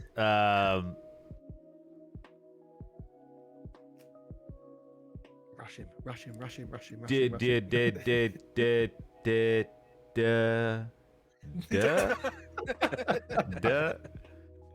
his name? I'll just say Zidane. Not Zidane. Yeah, it wasn't. Emmanuel Petit. Roger. Hang on, I thought I got to go because I'd already said my name. Yeah, culture. He I think did. culture. He was Apologies. next. Oh. Yeah. But yeah. Did That's you know it. who it is? Emmanuel Petit, Petit. yeah, you did say Petit. All right, that's fine. Zidane scored the it's a little first 2 bit goals, off. right? Yeah. Yeah. We're now, according to the difficulty, we're on the medium questions now. Oh wow. Oh boy. Okay. So I don't know what to say. Who won the best young player award in 2014's World Cup? 2014. Mhm. Ooh.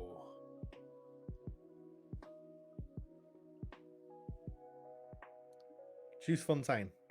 Cultured? Thomas Muller. No. Diego. He would have been young. Go for it, Yeah. Diego.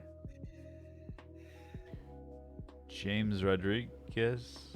No, wrong. Not World James Cup. Rodriguez. Wrong World Cup. Can we Yeah. get 2 on the mediums? Can we get 2 guesses on the mediums? After like No. after a round? No. Okay. No. Roger? Roger. God, I don't remember. I'm gonna guess Neymar. I know it's not right. It's Paul Pogba. Oh. Yeah, Paul Pogba. Thomas Muller got it in 2010, I think, or the one before that. Yeah. They retired. What Who did I scored say? Italy's winning penalty in the 2006 World Cup final? Justin Fontaine. Cultured. Oh shit. Fabio Grosso. It is Long. Fabio Grosso. Yeah. Well done. Classic. I knew that, and then in my head, I went, just say Zambrano. And I was like, he's Chilean. Don't say him. This Wait, this might be my Dutch. favorite question of the evening. The official song for the 1998 World Cup was called La Copa de la Vida. Which Latin American Diego. singer recorded? Diego. Go on, Cartwheel. Ricky Martin? Yes. All right. It was Ricky Martin. Yeah, La Vida. I heard that part. I enjoyed that one. Anyway, this is I can't ask that one because that's culture. Will get that one easily. Hey, whoa. Go ahead. Nice. Do it. No, it's too easy for him. All right. What was maybe it? it's pressure though. All right, culture. You have to wait for me and Hoff to answer then. What color was the ball used in the 1966 final? Oh, Justin Diego. Fontaine. It was cultured. No, go on. I'll give it to Cart first. He said he wanted Go to on, have then, a go. Cart. Brown? No. Oh. Off. White? No. Culture. Culture's like, what the fuck? Orange. It was bright orange. Oh. It was bright orange. Yeah.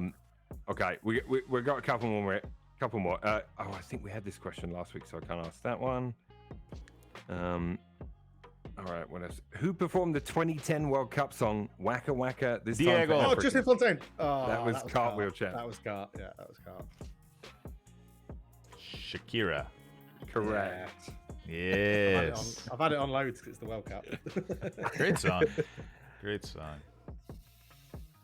What was unusual about the Netherlands' 2014 penalty shootout win over Costa Rica? Justin Fontaine. Cultured. They bought on Tim. They substitute on Tim Krul. Is what my answer would be. Correct. Yeah. Louis Van Gaal. I guess they That changed was- their goalkeeper for the. That shootout. was, yeah, absolutely. Who was the last player to win the World Cup while at Man United? Justin Fontaine. Diego. Cultured. Oh. Paul Pogba. Correct. Correct.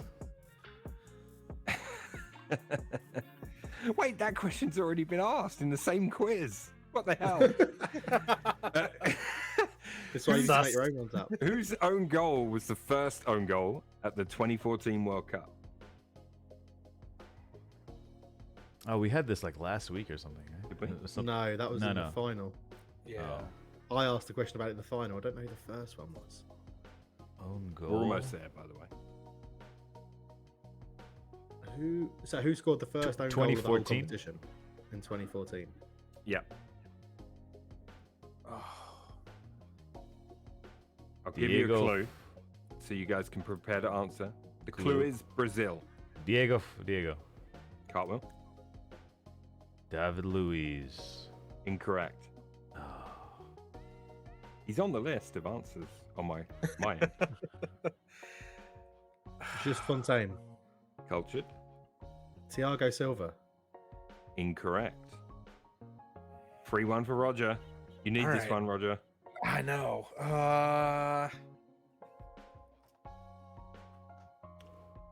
Danny Alves. Incorrect. The answer was Marcello. Oh. That was We basically named all the back four, right? Wrong Other than side. Mbappe. So, Yep. 2 questions left. Who has Cristiano Ronaldo scored his only World Cup hat-trick against? Diego. Cartwheel. Spain? Correct. Oh, He scored Nice. that Well free done. kick to tie it up. And the final question: which sports brand has supplied every World Cup Diego. since Roger. Justin Fontaine. Oh, that was Cart. I had Cart. Yeah. You want to finish the question or no? No. Adidas. It's correct. Yeah. I thought you were gonna say like shirt or something. Yeah. Oh, Would man. have Yeah, amazing if I you'd should gone- have changed the question halfway Yeah. through. You If should I have was, applied the World Cup. if I was beer more to intelligent, life. I would have been able to do that. The World Um, Cup good. of. All right, your winner this week is Culture with 6, but Cart with Oh. 5 and Hoff with 3. What a comeback! Happy with that. That's with the ball I- question, by the way. You know. I'm telling you, man. Like I know from last week, it's tough having to say a name and then the answer. Like it is. Just tough. want to point out there that with that ball question, if I'd gone first, I would have said brown, and then Cart said brown. So because the photos, it's an orangey Unbelievable. brown. I was like, it's so. I think that's a fraudulent question. We gotta. It was So- just. It happened to be next on the list, and because I hadn't read through all the questions before this. By the way, I did not okay. proofread this week because of time. So That's why I love making some. You should chuck some of your own questions in there, Milo.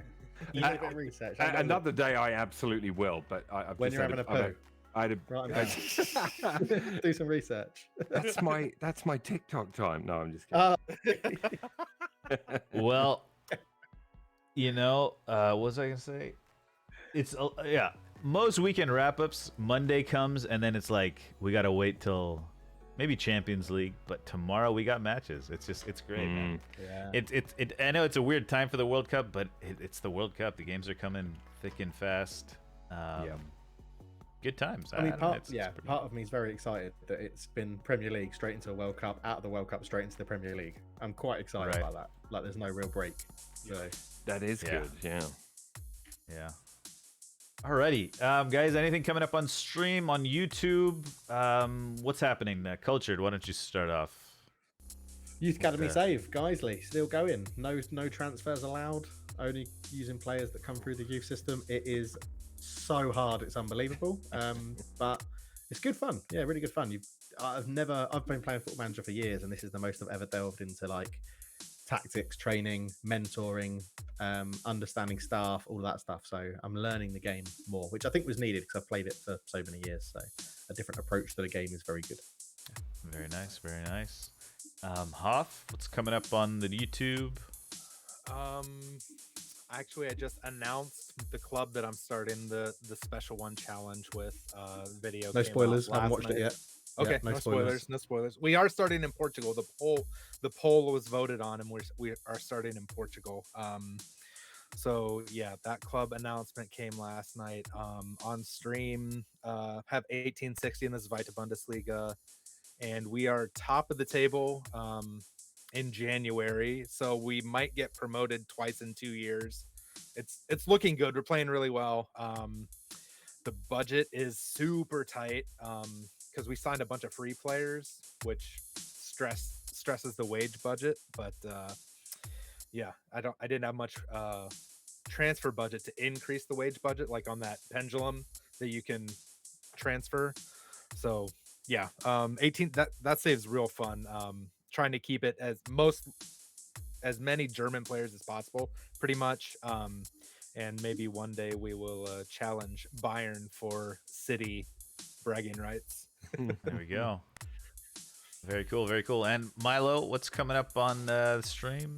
Yeah, I wasn't able to stream last night, so I'm behind on Football Manager. But F1 Manager tomorrow night, and then later in the week there'll be a mix of Football Manager and Days Gone on my Saturday, and some this and that, maybe some Warzone. Been getting a few. Got a Warzone win earlier after work, real quick. Oh, just a quick Warzone win. Yeah, no, it's good, man. It's we should play. I know you said you're not. I'm so bad at that game, man. We just got to be. There's bits about it I really don't like compared to the last one, but there's bits that I do like, and you can play more tactically and get deep. In That's what she said. Exactly, that is definitely what she said. Days Gone, by the way, I've done day 11 because my streams are 4 or 5 hours long typically, so it's taken 11 episodes to get where I am now. I think I've got probably 2 Saturday nights left, and then that's done. Then I get to choose sort of the next story mode game to play. I'm really enjoying, guys. I know I've said it before on this, but I recommend to you guys, play a story mode game once in a while, because it really does. I don't know, it brings back the gaming of old, like what gaming was. It's not a business model, it's a video game. Right. You know what I mean? Like, Right. Like, it's not focused on microtransactions. If it's just a story mode game, and I think it's gotten lost a bit, So It has.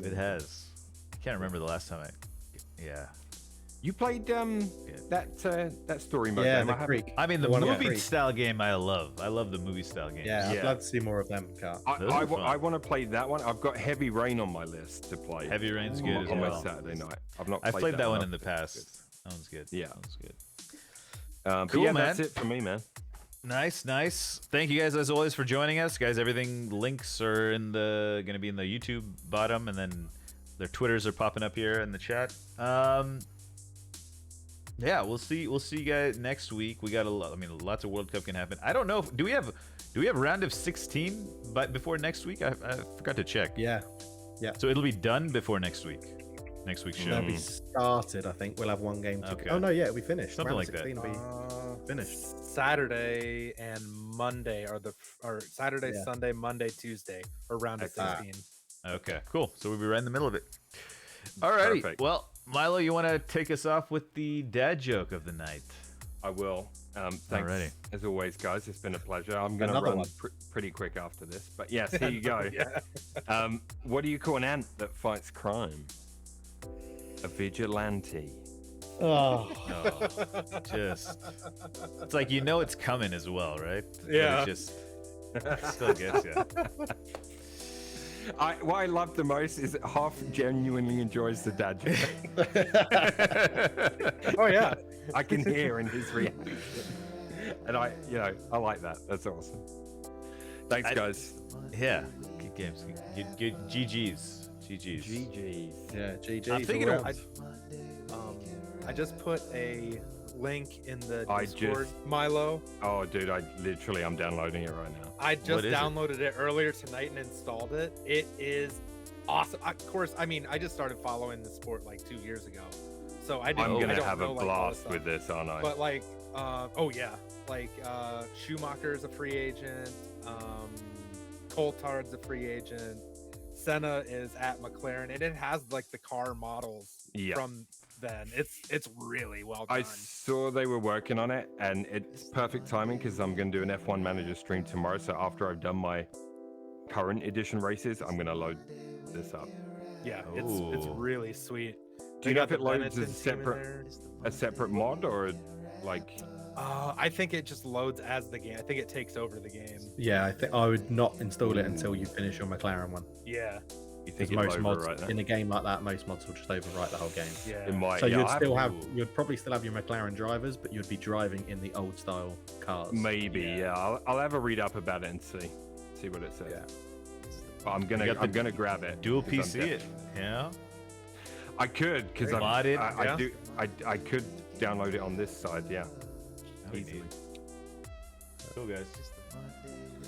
Milo, are you streaming after times. this? No, I was gonna, but I got a couple of things I want to take care of. So Okay.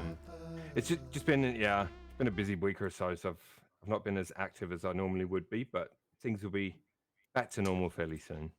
There's a way to stream straight from the browser to Twitch.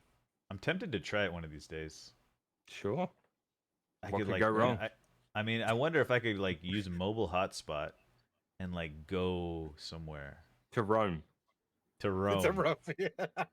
and do the show from like a remote location.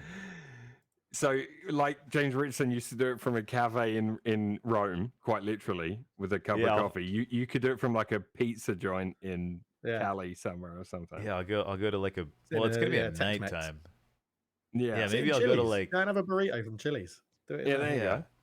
Take us to Hooters. Let's do a live one from Hooters. Oh, is there a Hooters We could all go nearby? to a Hooters around the world. That would be great. I mean, Like, Subway's we've got- pretty universal. We could all find a Subway. Easily. Yeah. There's Oh, one down the street. McDonald's.